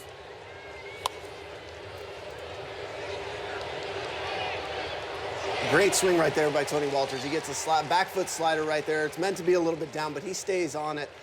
They're making Juan Lagares run out there. So if we can get Ryan Rayburn to hit one a little bit further, either left or right, possibly get in there for a double. Yeah, you think it's about time that a ball would drop here for the Rockies. We've seen this offense from them, though, with the pitching staff and the way that the starters have been able to roll, especially on this road trip. Giving your offense a chance, it's just finding those chances, and perhaps that'll come today in the pinch hitter in Ryan Rayburn. Yeah, in years past, they've needed big innings. Now they just need big hits, something to get it going. Even with its 2 out, even if it's with 2 outs right here, you roll that lineup over, give Charlie Blackmon a chance to hit in this inning. First pitch in there for a strike, but for Ryan Rayburn, you have to see the Mets uniform, and your eyes have to get pretty big. A .563 hitter against the Mets. Yeah, when there's a team you rake against, you know it. You feel really comfortable getting in there, and I think Ryan does against Jacob deGrom. Hard two-seam fastball right there. Gets in on his hands. Rayburn tried to beat it to a spot. Unfortunately, Jacob deGrom gets him to pop up. So 3 flyouts for the Rockies. We're going to head to the bottom of the 7th. New York still up 1-0 at Citi Field.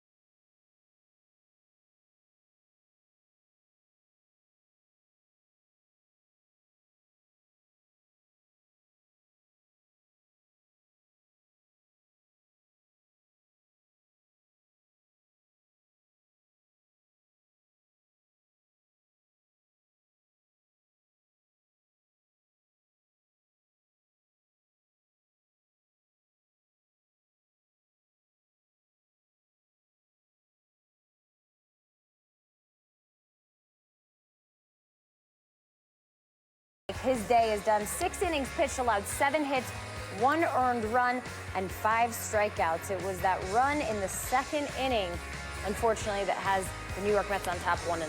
Yeah, when you look back on a start and you say, I literally only made 1 mistake and it cost me the 1 run to take me out of the chance for a win.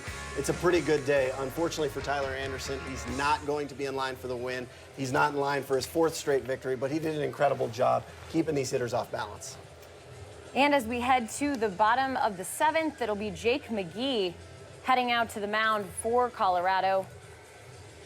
We'll see what McGee can do here. I mean, you're trying to keep the Rockies in this one, just down 1-0. I feel like this one's going to be up to the bullpen now. Yeah, and Jake McGee has done a great job as of late. His velocity has climbed back up. We saw him dip down to where he was only throwing 90 or 92 with his fastball, but his last couple of performances, he's climbed back up 93, 94, 95, and that's a good thing you have when you go to the well right here in the 7th inning.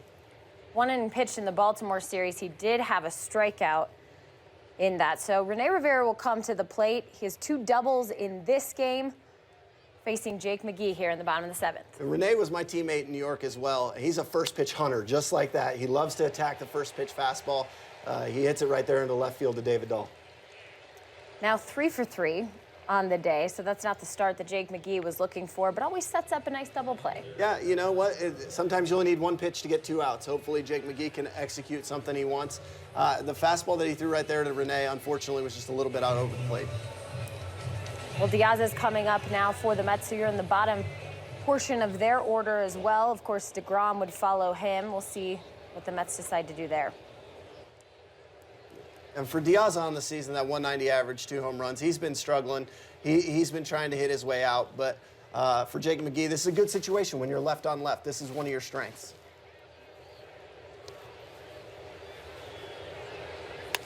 So first pitch in there, another first pitch swing. This one going deep to left center.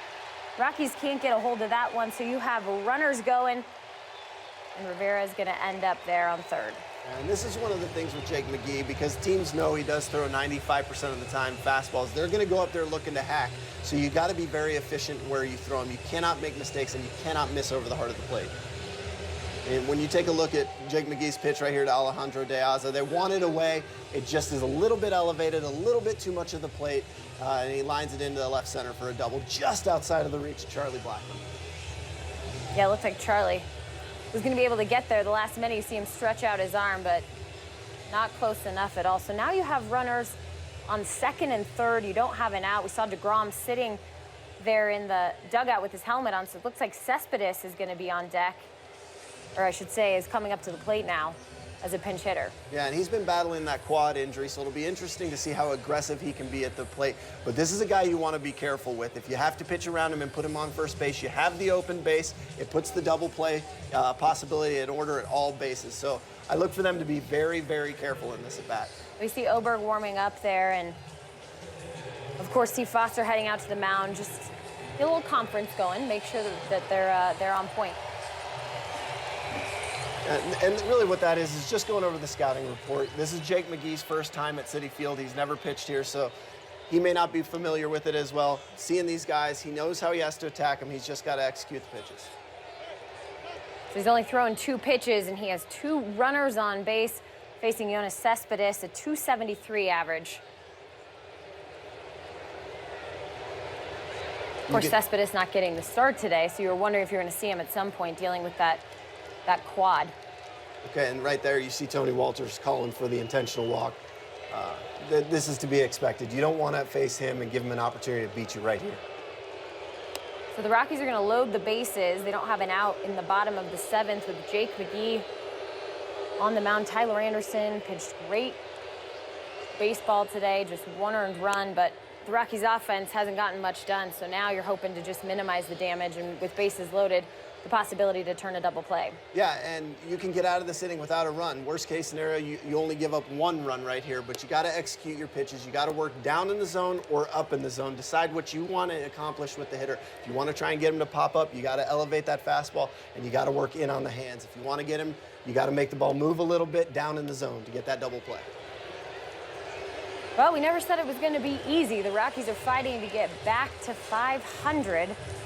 They're 3 games below that right now. Knew it was a big series coming in against the Mets in these 4 games. You're in a 1-0 game. Now you have the bases loaded, and you see Walt Weiss creeping up there. Looks like he's going to make a pitching change. Scott Oberg was warming up. So Jake McGee facing 3 batters, an intentional walk. He had 2 on via a single and a double. Not too many pitches thrown, and now it's time for the Rockies to go back to the bullpen. We'll take a break from Citi Field. We'll have more from the bottom of the 7th when we return.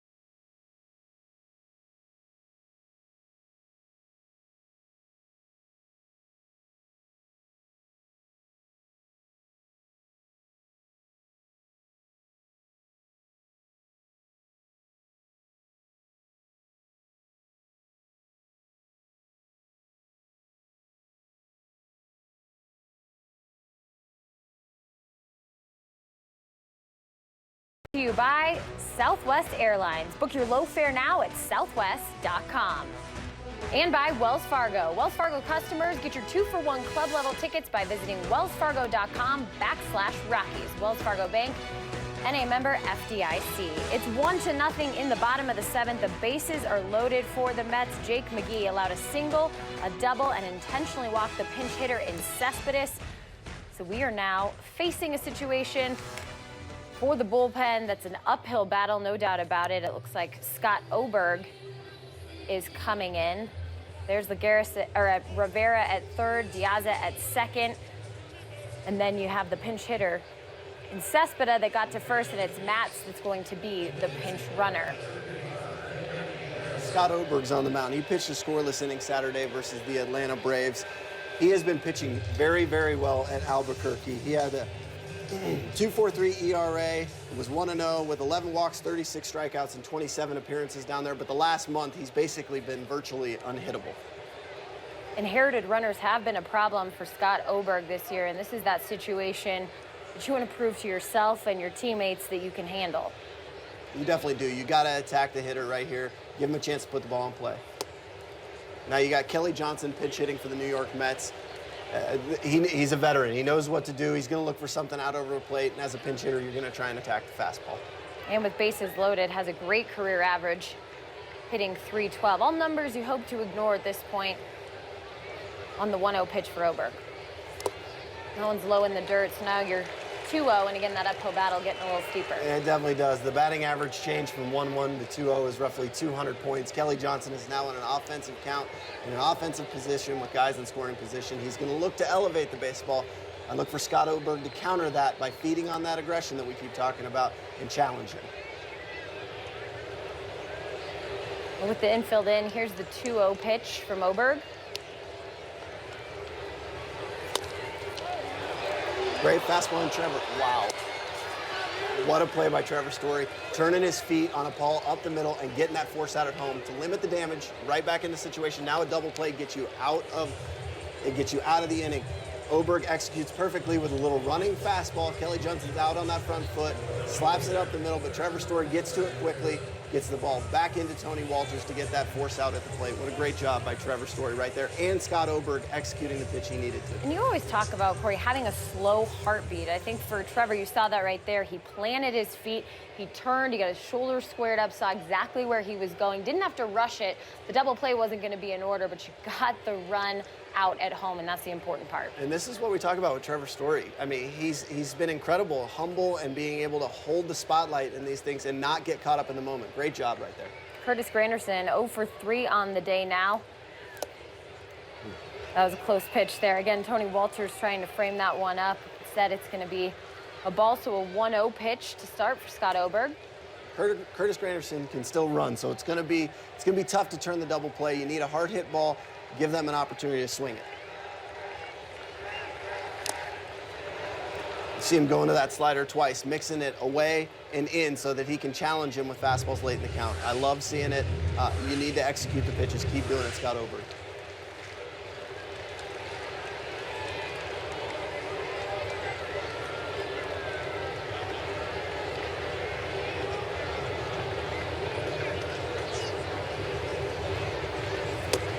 That one's outside, so now you have a 2-1 count. Saw a minute ago the defense shifted over to the right side with Trevor Story on the right side. Yeah, and all that is to the tendencies. We talk about the shift all the time, but you've got to still find yourself in a position where you can turn the double play here.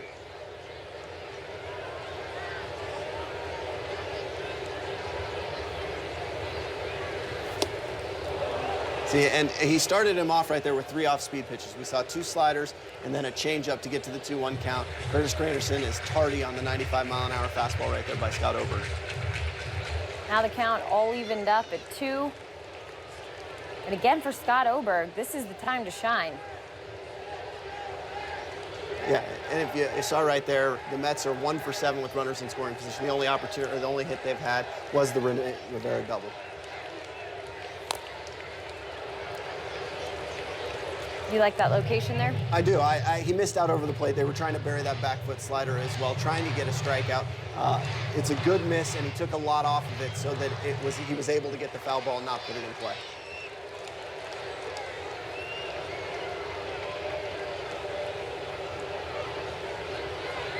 Here comes another 2-2 pitch from Scott Oberg with bases loaded.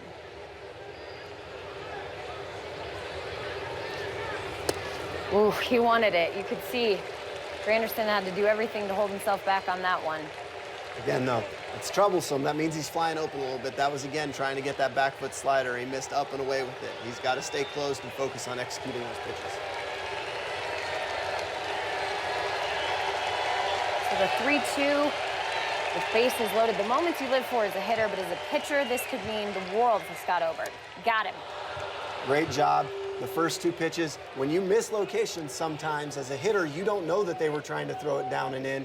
And Scott Oberg, because he missed on the 2 pitches before that, was able to execute and get the job done with the back foot slider. You see Tony Walters set up. Scott Oberg buries it right under Curtis Granderson's hand. There's not a lot a left-handed hitter can do with that pitch. Typically, the best case scenario is a foul ball off your shin. Fortunately for the Rockies, Oberg gets the K right there. That was huge for Scott Oberg. Again, we talk about inherited runners all the time with the bullpen. And for Scott Oberg, that has been a black mark for him. You still have 1 more out to go, but you have to feel confident right now in facing Wilmer Flores. He's 1 for 3 on the day. Let's see what Scott Oberg can do. Love challenging him with a fastball. Sometimes in this situation, you feel relieved to have already gotten the first 2 outs, and you get a little lazy. I want to see Scott Oberg attack the strike zone and finish Flores early. Don't let him get into a count where the runners can start moving, and if he puts something in play, you never know what can happen. Just put him away early.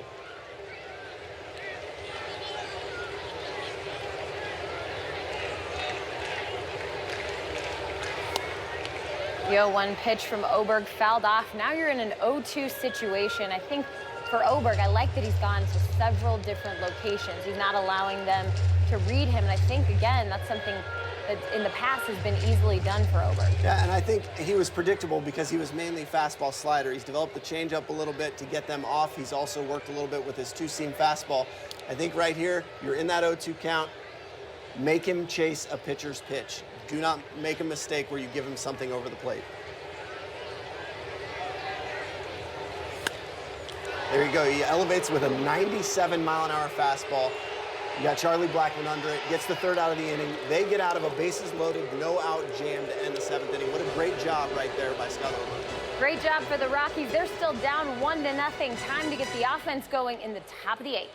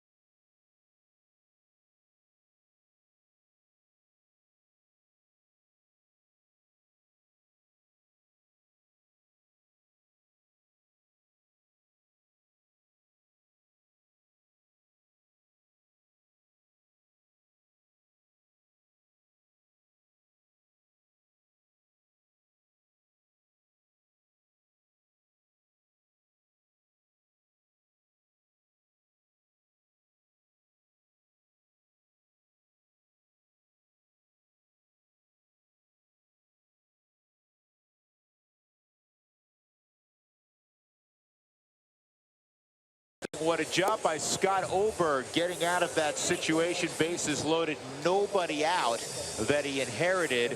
And the Rockies also have the pleasure of not having to see Jacob deGrom anymore.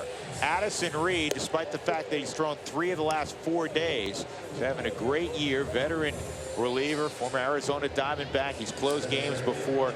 He is going to be in here in the 8th inning, and it's the top of the Rockies lineup: Blackmon, LeMahieu, and Arenado. Last 14 2/3 scoreless innings for him. That dates all the way back to June the 25th. Leads the team in holds. Those numbers are very good, but the Rockies have gained momentum. Bases loaded, nobody out, and you get Scott Oberg to get you out of that jam. There's a lot of cheers in Citi Field for a bit, and then quite a bit of boos. And Charlie lays down a bunt, hit it a little bit too hard, and it's a good play by Wilmer Flores to throw him out. So 1 out. I'll tell you about a couple of changes. Kelly Johnson is now in left field. Lagares got pinch hit for by Johnson, so Alejandro Diaz moves over to center field. Big thanks to Jenny and Corey in the studio for handling the last few innings. They did great. We got to listen to you guys. Got to listen a little bit. Wonderful job as always, and our apologies that we're having these technical difficulties from an audio standpoint, but hopefully they're now in the past. You can watch the Rockies rally here in New York in the late innings. 1 out in the 8th inning. DJ's 0 for 3.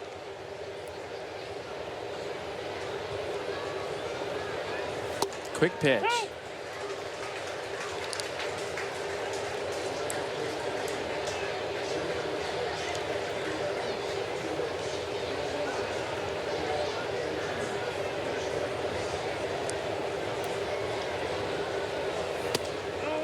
Just in. So Addison Reed, like so many relievers, you bounce around, and some good years, some okay years, and then you find a new home, and all of a sudden your lights out again. 14 2/3 scoreless right now. 15 after the first out for Addison Reed. Reed was picked up off waivers last season from the Diamondbacks, and they expected Reed to be the closer of the future in Arizona. Didn't work out that way. Ended up blowing quite a bit of saves. 5th best relief ERA in the National League. He's 2nd in the league. Actually 2nd in the big leagues with 24 holds, and that is a base hit for LeMahieu. So DJ, the tying run aboard with 1 out in the 8th in front of Arenado. Great part about this is earlier in the at-bat, 0-1, Addison Reed tried a quick pitch DJ and stole a strike. Reed tried to do it again, and DJ was waiting for it. Gets the fastball up and away, and DJ knows exactly what to do with that pitch. Shoots it right over Neil Walker. And that momentum game. Well, here comes Nolan, and he's made 3 errors on this road trip. He made 1 error the whole year. In the game that he made 2 errors on Monday, he exacted a little bit of revenge offensively by hitting a home run that night. Let's see if the same thing plays out here. That would work. Got the barrel out and fouled it off. It's 1 ball, 1 strike on Arenado. We apologize also to Jenny and Corey. We interrupted their lunch. I think they had a great time, though. They had a great time, but they, you know, I'm sure they were dining at that point in time watching the game. The panic, I guarantee, at first when you hear you're about to call a major league game, and they went and did it. I love it. Well, Nolan's 0 for his career against Addison Reed. 0 for 5. No strikeouts, no walks. Would you say he's due? He's 0 for 5. He's definitely due.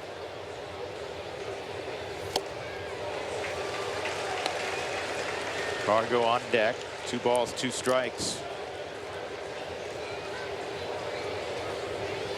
Lyles and Ottavino. Righties hitting just 178 against Reed this year. Lefty's not much better at 179. One of the things that has to help, and this goes way back, when it was Shea Stadium, and Citi Field's set up the same way. This is a pitcher's park. I know they pulled the fences in, and the Mets have a long history of great pitchers, especially on the starting side. But you come here, and it's a big ballpark. Another pop-up, and Flores is hoping for a play. He doesn't have one. That would have been the first time in a long time that I would have seen I think we've already mentioned the pop-ups to the infield, but I cannot remember a pop-up to first, a pop-up to a catcher, and that would have been a pop-up to the third baseman. That's pretty rare. Yeah. Again, we said it, when he slumps a little bit, you see a high number of pop-ups.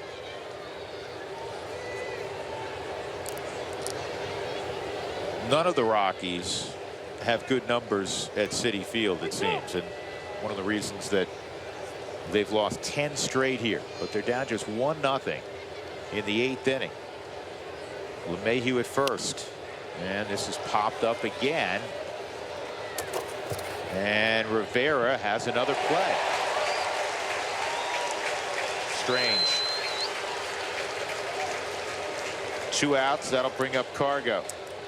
The day after every Rockies win, get 50% off your online order at Papa John's. Use the promo code ROCKSWIN at papajohns.com. So Cargo 1 for 3. Will face Reed.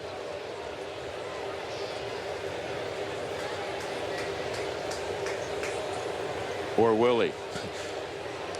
Terry Collins wants a lefty.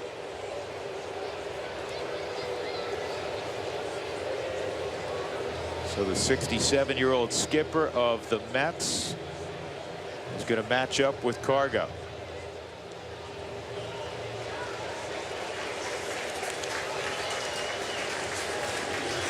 One nothing New York.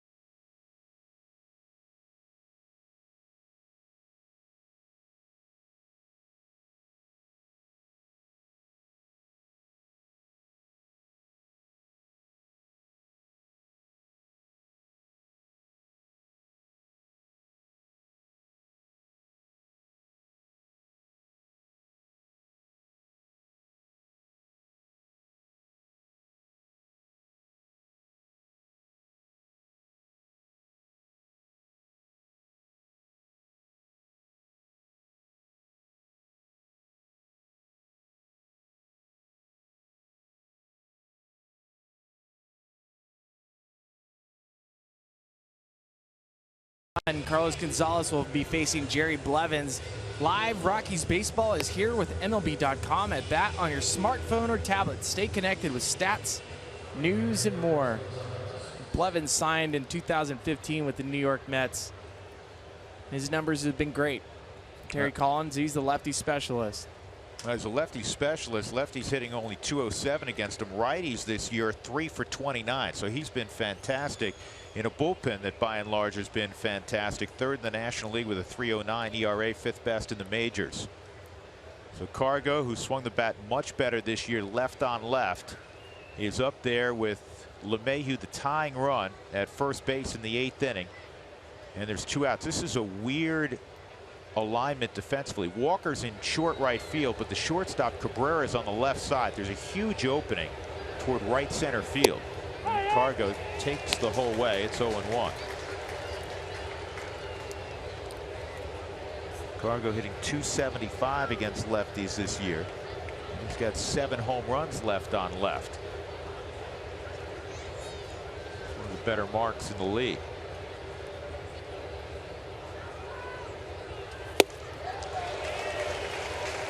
Two strikes. That's a pitch. Not only Cargo, but the entire roster has not been able to stay off of on this road trip. Now the good news is the Rockies won 2 of 3 so far, and they're very much in this ball game. But they have swung at a number of high fastballs. Go ahead, take a shot, stealing second base, and get thrown out. Change how the Mets approach this inning. And not surprisingly, Blevins tries to climb the ladder again. Blevins at a University of Dayton. That'll make Dougie happy. And his first name is Jerry, so doubly good. Jerry Garcia, 2 Dayton Flyers, Dougie and Blevins. 1-2 on Cargo.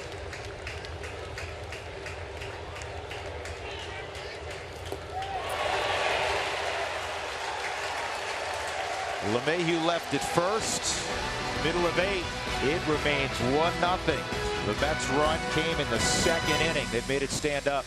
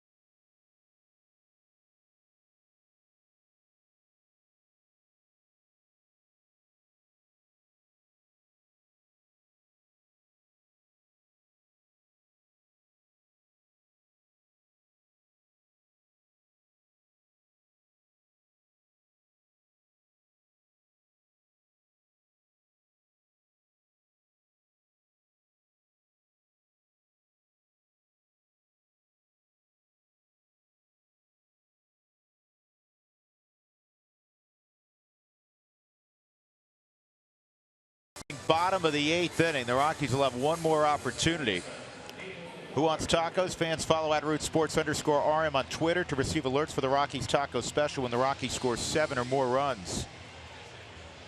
Jordan Lyles is now on the bump for the Rockies in the bottom of the 8th inning. Tyler Anderson went 6 innings. He allowed 1 run on 7 hits, didn't walk anybody, struck out 5. Solid again. 92 pitches for Tyler Anderson. The Rockies have not come close to scoring. No, and this is a big inning for Jordan Lyles and the Rockies, making sure, don't worry about the ERA. He's been pitching very well out of this relief role. Want to try to get through this lineup the next 3 outs without giving up a run. Give yourself the best chance to tie it up. Jeurys Familia is probably going to come back in the game, having blown the save last night. What a great job by Scott Oberg, working out of a bases loaded, nobody out situation in a homecoming. Went to UConn and from the Northeast. So he's got a lot of friends and family here, and he did a marvelous job keeping this a 1-run game. First pitch to Neil Walker, missed ball 1. Switch hitting second baseman, a single and a double and a pop out. And he gets a curveball from Lyles. Kind of how the Mets play baseball, man. They play a lot of low-scoring games, even in their heyday. You know, they had more offense back in the late 80s, but they pitched. That's a base hit, 3-hit day for Walker, and that's a ground ball to shortstop ordinarily, but the Rockies shift, and this time it burns him.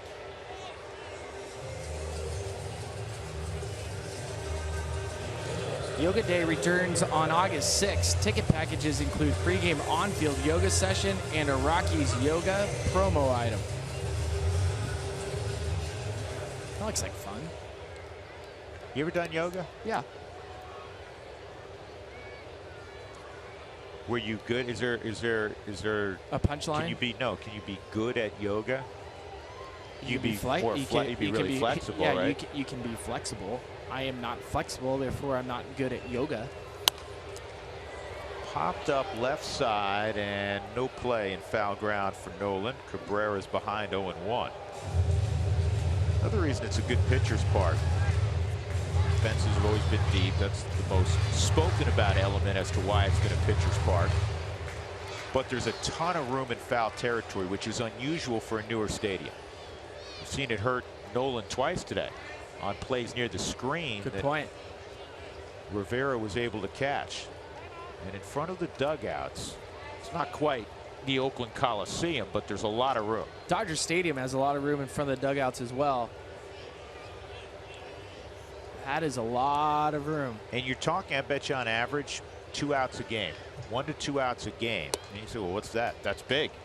An extra couple outs where somebody's still standing at the plate because it's a foul ball in most of these new ballparks because the fans are right on top of the field, which is great for the fans. But, you know, here at Citi Field, there's quite a bit of room.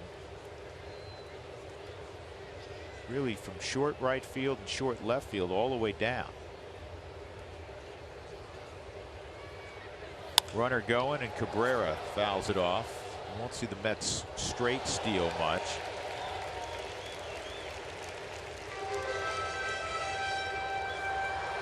Always a great count to choose to call a hit and run 1-1. Part of the reason why we call that the swing pitch, the most important pitch in it at bat.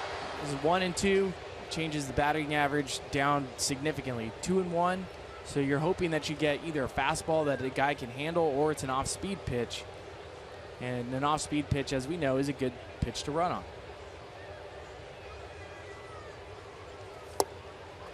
And Lyles strikes out Cabrera.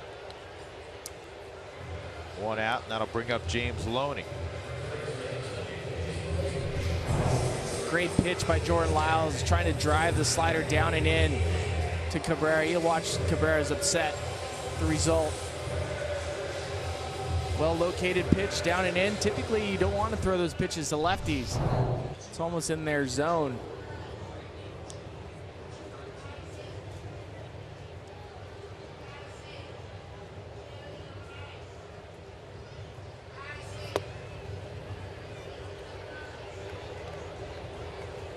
One and 0 on Loney. Single back in the second. He scored. He had a 2-out hit. He scored on the Rivera double to right center field.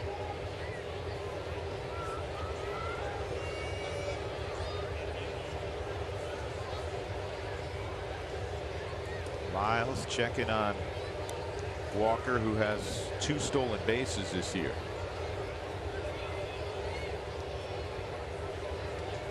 Reyes, we mentioned Jose not playing. It may not play this weekend with an intercostal strain. If you're wondering how he's doing, this has popped up Nolan territory. 2 outs. He hasn't hit a ton. He's hit a few home runs. He's had a couple of decent ball games for him. He's brought the element of speed, something they didn't have. Made 1 error at third. He's handled himself fine over there. He's kind of fallen in line with everybody else in this Mets lineup, not named Yoenis Cespedes. He struggled to hit. That's why I think this New York Mets team is poised and primed to make a move. Something to help this team. Remember, this is a year away from being in the World Series. They're quickly falling away. Off the end of the bat to left field.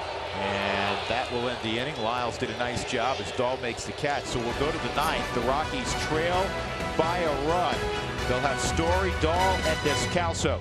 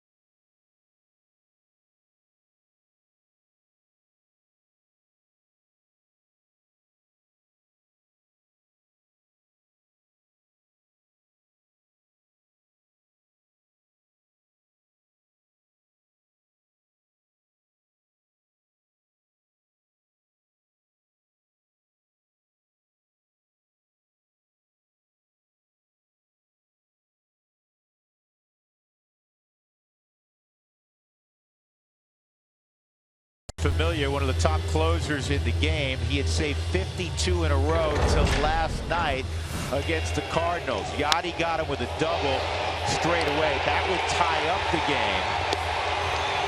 And then Colton Wong with a double the opposite way, and that gave St. Louis the lead. They would hang on and prevail 5-4. First blown save again in the last 52 opportunities for Jeurys Familia. It was the third longest streak in baseball history. Number one was Gagne with 84 in the early part of the 21st century. Familia has been busy, said it earlier. He's pitched 2 straight and 3 of the last 4. And he's coming off last night, so we'll see if the Rockies can get after him. Trevor Story, David Dahl, Daniel Descalso. The Rockies have had 1 runner in scoring position. It was Story in the 4th with 2 outs, back-to-back singles by Trevor and his buddy David Dahl. 1-0 New York. And the breaking ball misses ball 1. Familia walked the first batter he faced last night, and that walk came around to bite him. He's been playing with fire most of the season. Had a save where he had the bases loaded in Chicago, walked the bases loaded, and found a way out of it. 2-0. We were watching that game, and he got a 5-4-3 started by Jose Reyes to survive that near blown save. And now it's 2-0 on Story. You got guys with good speed. Story and Dahl, first 2 in the order. 3-0. Now it's an automatic take. Familia and the crowd, you know, it doesn't take long for no. New York fans to get restless. They either watched or read about last night. Already rattling in their chairs here at Citi Field. Great crowd, 38,292.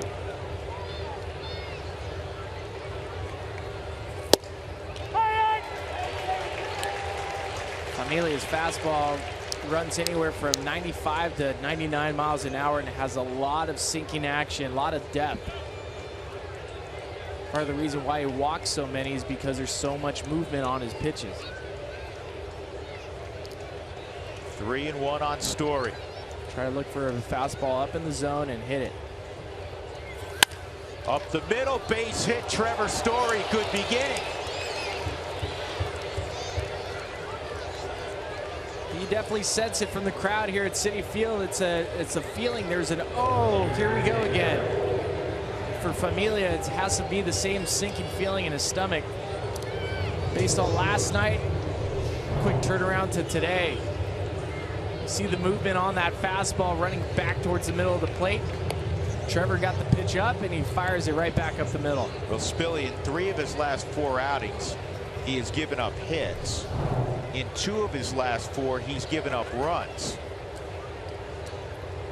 A lot of folks would get real used to David Dahl hitting behind Trevor Story. Now, do you lay down a bunt? You don't typically play for the tie on the road, but you can put pressure with David Dahl's speed. He's swinging, and he swings late and slices it into the crowd. Familia is a high leg kick pitcher. Typically closers with big fastballs will not worry about base runners as much. As we've seen over the course of the season, that kid standing at first base, Trevor Story, is probably one of the better athletes in baseball. If he gets that high leg kick, by all means, go ahead and take it. 53 pitches over the last 3 days coming in for Familia. Story, I thought, had a pretty good read. His secondary that he started was indicative of a guy who got a good jump. Familia had a little twitch prior to lifting his leg. It was almost looked like a balk from where I was sitting.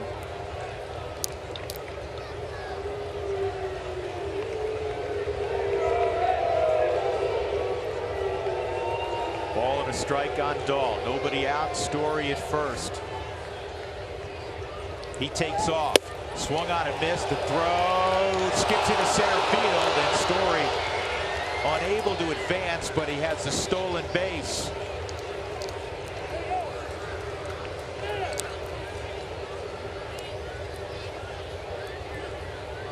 Trevor Story steals this off Familia. High leg kick, gets a great read. David Dahl, it's not a hit and run, but he's trying to put the ball in play. Rivera, not a lot of time to set the feet and set the throw.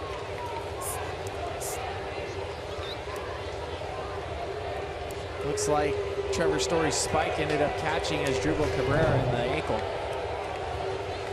Now you have to make sure you get the ball in play so you can get Trevor to move towards third base. Shorten up if he can for David Dahl. Behind 1 and 2.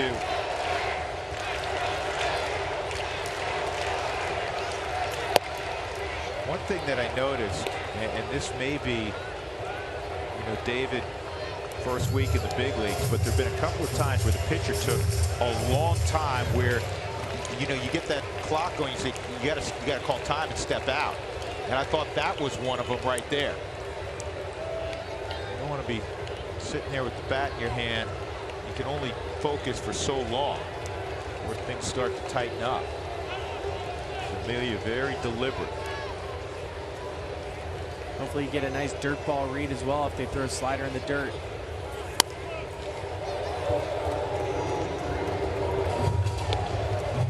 26-year-old Familia against the 22-year-old David Dahl. Rockies this year 0-41, trailing after the 8th inning. But this is one, again, you want to go on a long streak. They've won 6 of 7. They played dynamite baseball the last 2 days in Baltimore. We've talked so much about the fact that they haven't stolen many victories this year. They kept this thing 1-0. Go steal one.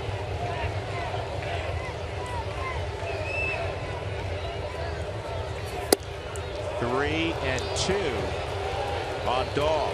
Descalso on deck. Keep in mind the Rockies have available Mark Reynolds. Well, Jerry, Rayburn was used earlier.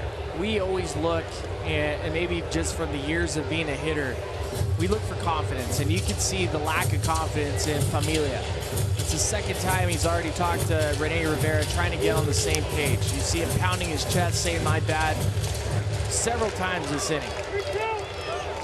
This is not a guy that feels comfortable on the mound, even after saving 42 consecutive. 3 and 2 on Dahl.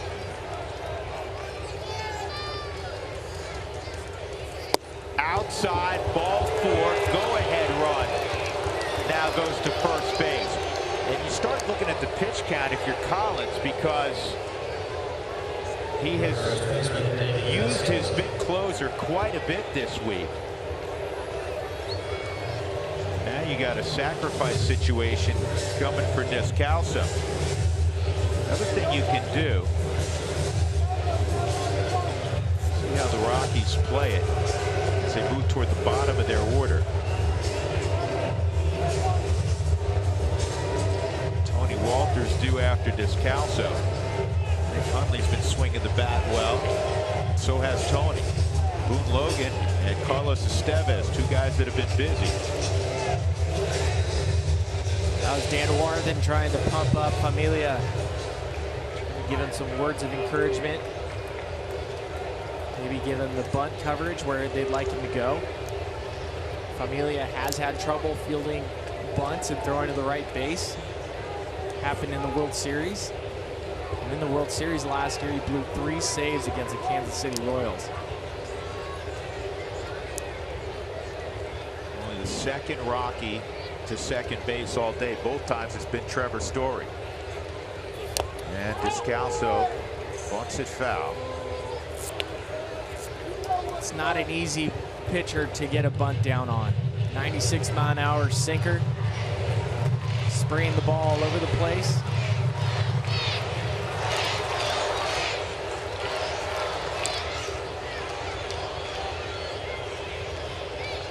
This is a job you have to get done. If the sign is to put the bunt down, have to get that bunt towards third base. Almost the obligatory inside move in a bunting situation with runners at first and second. Story was wise to that move. 0-1 on Descalso.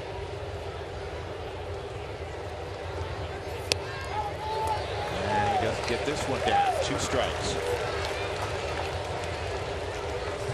Oftentimes, a manager will take that bunt play off 0-2.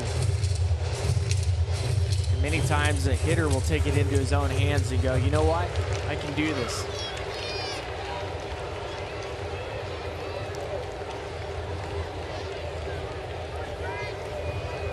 If Descalso decides to bunt, I believe it's on his own.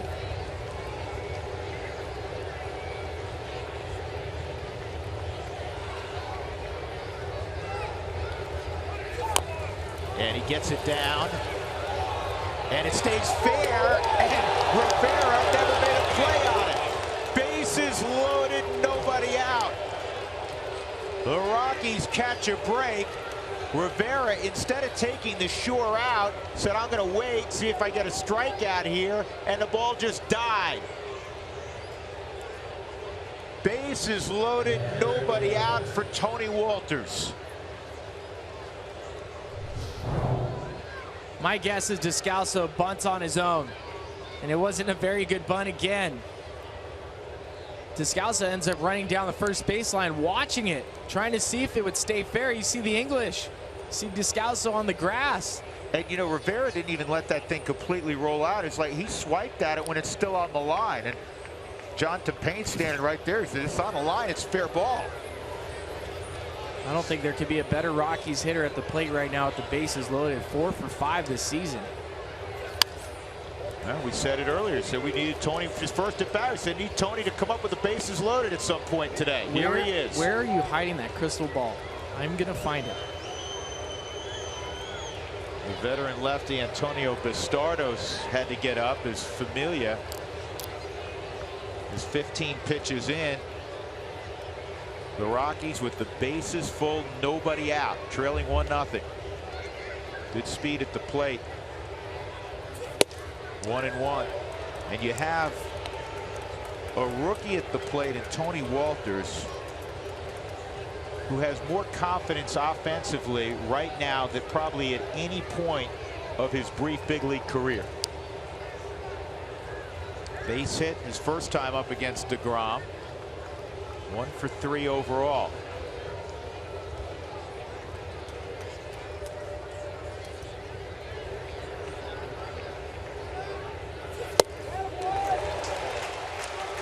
On deck to pinch hit is switch hitter Christian Adames.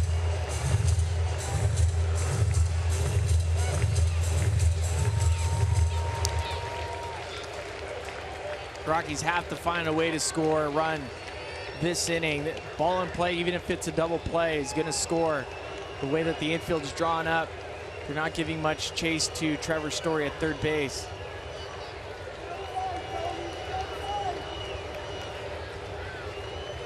One and two on Tony Wolters.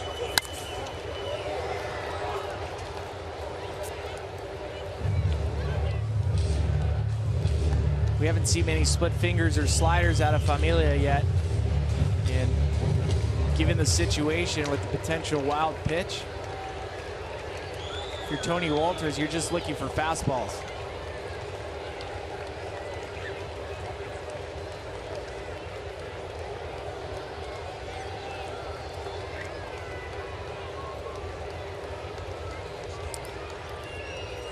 Another 1-2.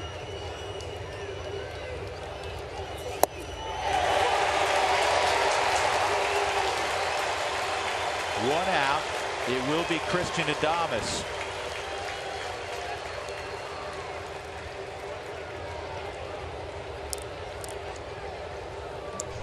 Pretty much worst case scenario for the Rockies, getting a strikeout with the bases loaded. And you see the movement, 98 miles an hour, down and away. Familia reaching back. See the depth of that pitch.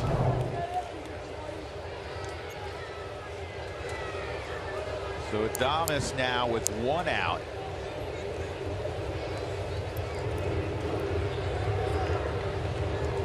Christian 8 for 37 pinch hitting, but from the left side he's 7 for 24.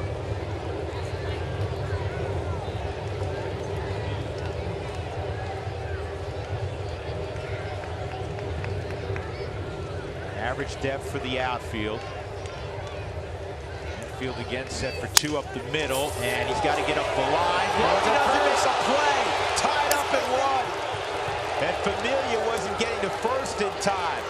James Loney, one of the better defensive first basemen in the league, got over there, but he did not pick up the baseball, and it's tied still with 1 out.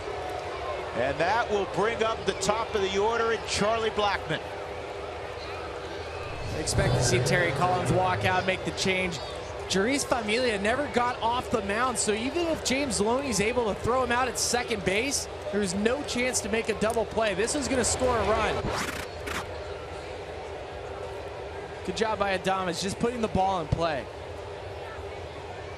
Watch Familia playing spectator on the mound. Not that it mattered, but it could have. It's an E3 and an RBI for Adames. David Dahl with great speed is the go-ahead run. Now the infield comes in. Familia stays out there. Blackmon at the plate. And Charlie fouls that first pitch off. 0 for 4 today for Blackmon. Had most of yesterday off. Rockies saw he was fatigued. Charlie sat out yesterday until he came in defensively late in the ball game. He had 1 at bat. He walked in the 9th inning. Charlie, a tough guy to double. And because of that, the Mets have brought the infield in, trying to cut the run off at the plate. That's another very similar situation. Try to get a ball up that you can lift. Granderson has a good arm in right field. Johnson's a third baseman really in left field. Piazza's solid arm at center.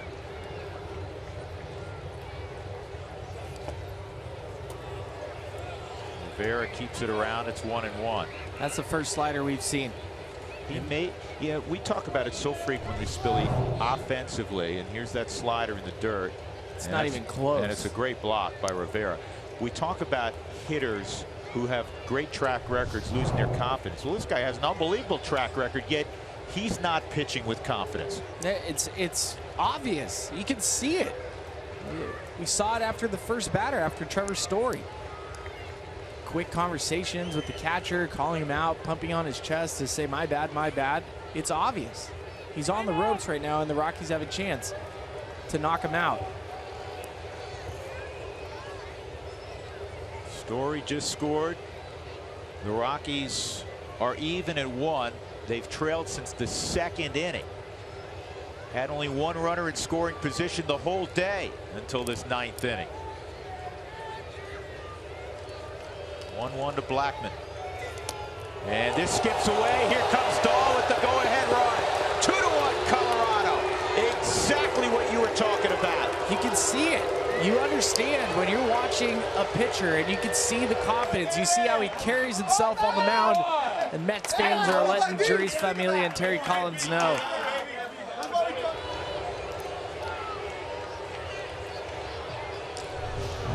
Rene Rivera's trying to get his closer to throw pitches. That's a sinker where it goes 56 feet. It's not even close to the plate. And as opposed to the slider, where there's an expectation that the ball may be in the dirt, from a catcher's perspective, this is the hardest pitch of all to block. And now they'll go ahead and load the bases again and put Charlie on to set up the double play for LeMahieu. Rockies lead it 2-1. Trying to win for the first time this year, trailing going to the 9th.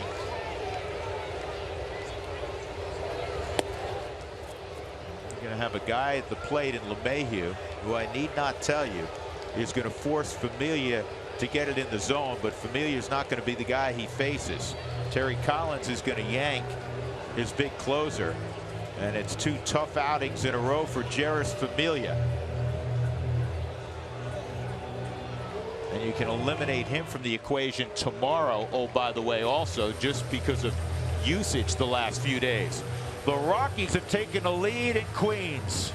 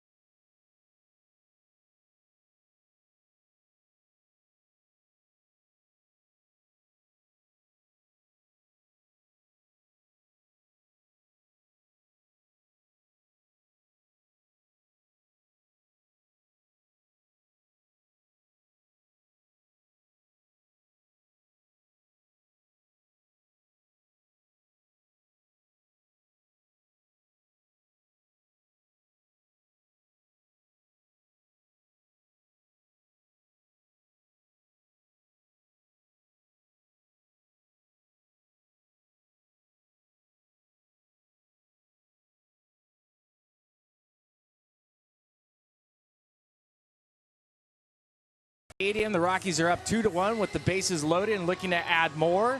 And on August 8th, it's another Purple Monday. So wear purple, win prizes, and the first 5,000 fans will receive a Purple Monday Rockies flag.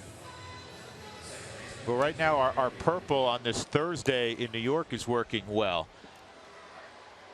The Rockies have rallied for 2 and perhaps more here in the top of the 9th inning. Hansel Robles is another guy that's pitched well for the Mets, particularly of late. 5-0 with a 140 since June 21st. Well, you like the 57 strikeouts, 49 innings pitched, a low whip. And if you're DJ LeMahieu, we know he leads baseball with grounded into double plays with 16. Like to see a fly ball anywhere in the outfield. Those that take a base hit.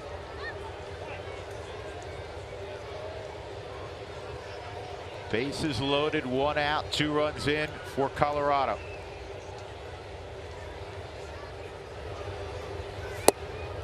DJ takes a strike at 97 on a pitch that he thought was in. DJ all year, one of the leading hitters in the National League.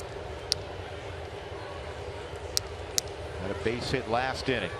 Line drive to right. That worked well here. 0-2. Now we'll flip to the statistic that tells us that DJ is one of the better 2-strike hitters in the game.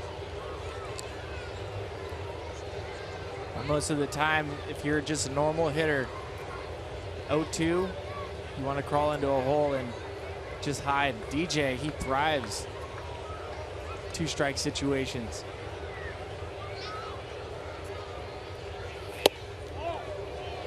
Somebody somewhere will yell, "Take one for the team."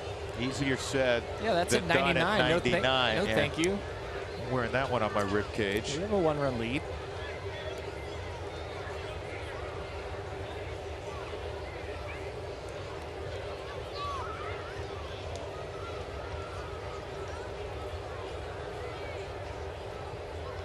One, 2.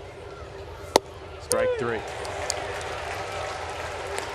Now it's hard to cover 20 inches of the plate. It's supposed to be 17 inches. 2 of those 3 pitches were off the plate, in and away.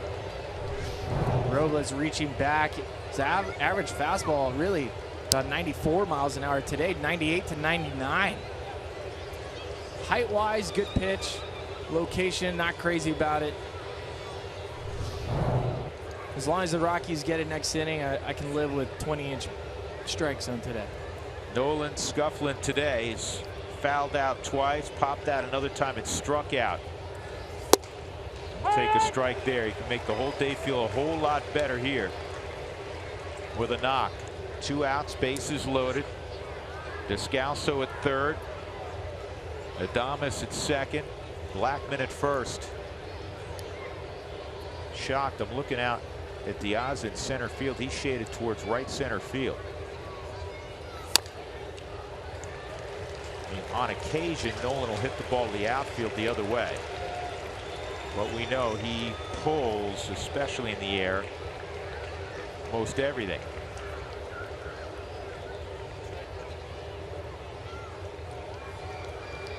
Changeup and slider are the secondary pitches for Robles. But where his fastball is at today, Rivera's probably going to go back to it. 8, 9, and 1 due up in the bottom half of the 9th for the Mets. Pitch at 98 miles an hour. He's throwing about 5 miles an hour harder today than he normally sits at.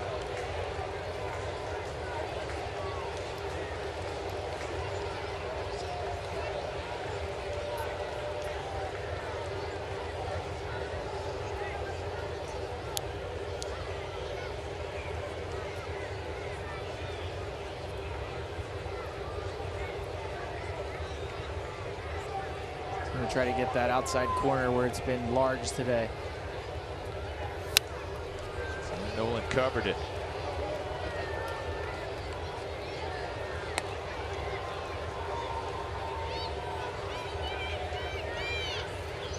Rockies trying to end a 10-game losing streak at Citi Field. They've had only one losing streak on the road longer than their current 10-game slide in New York. San Francisco, they lost 13 straight between 1999 and 2001. They've had some other 10-gamers. In fact, they had another one at Shea Stadium between 03 and 05. Marlins in the mid-90s, the Reds, their first 2 years.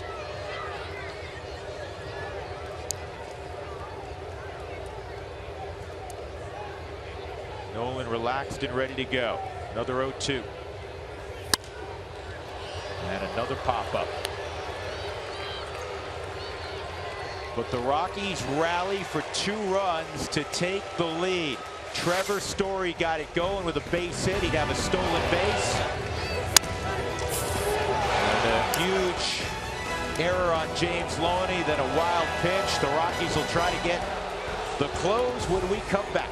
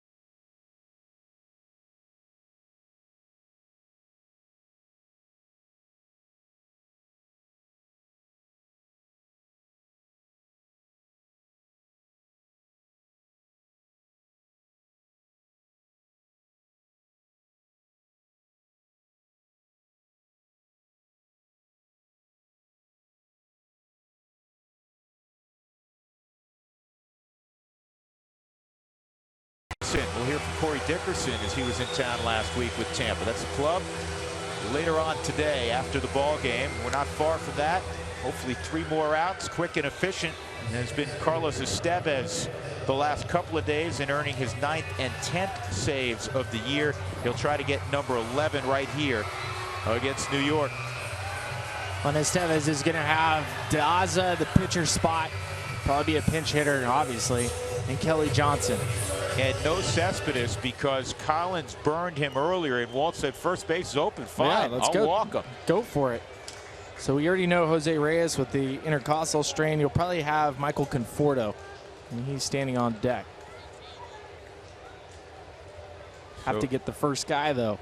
And the first pitch is over the outside corner for a strike.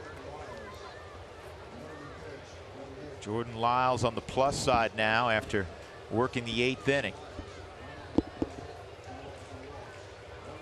2-1 Rockies. That's a strike also. That looked like the changeup. 0-2.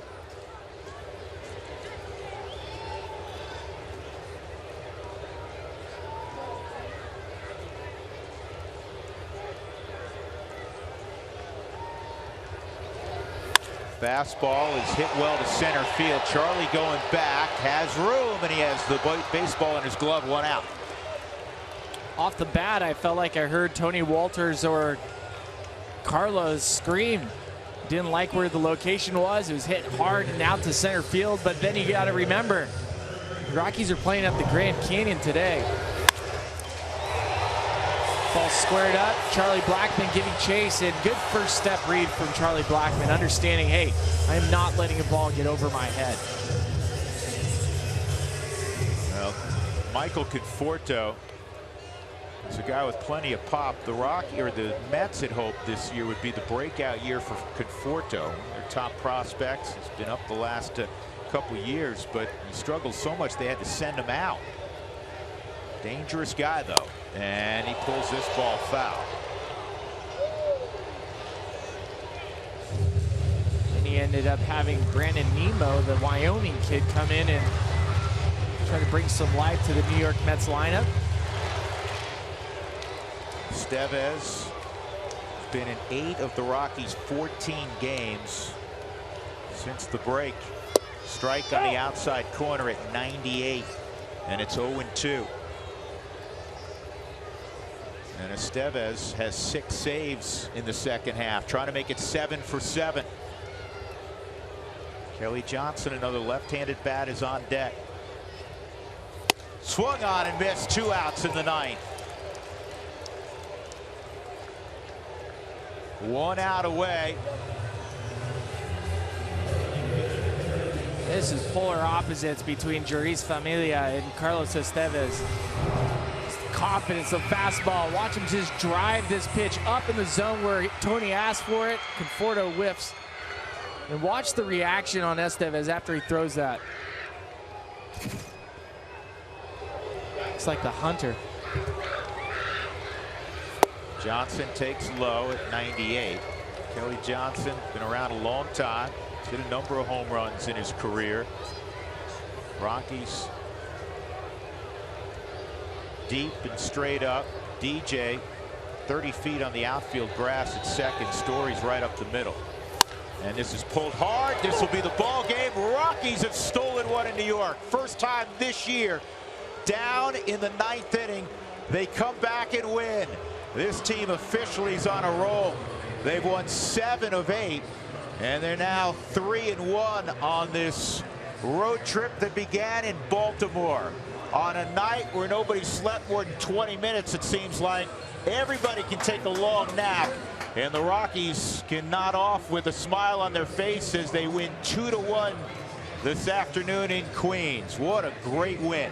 3 best wins of the year, back to back to back. And all the rookies have had a hand in today. Tyler Anderson, David Dahl, Trevor Story, Carlos Estevez, all of them.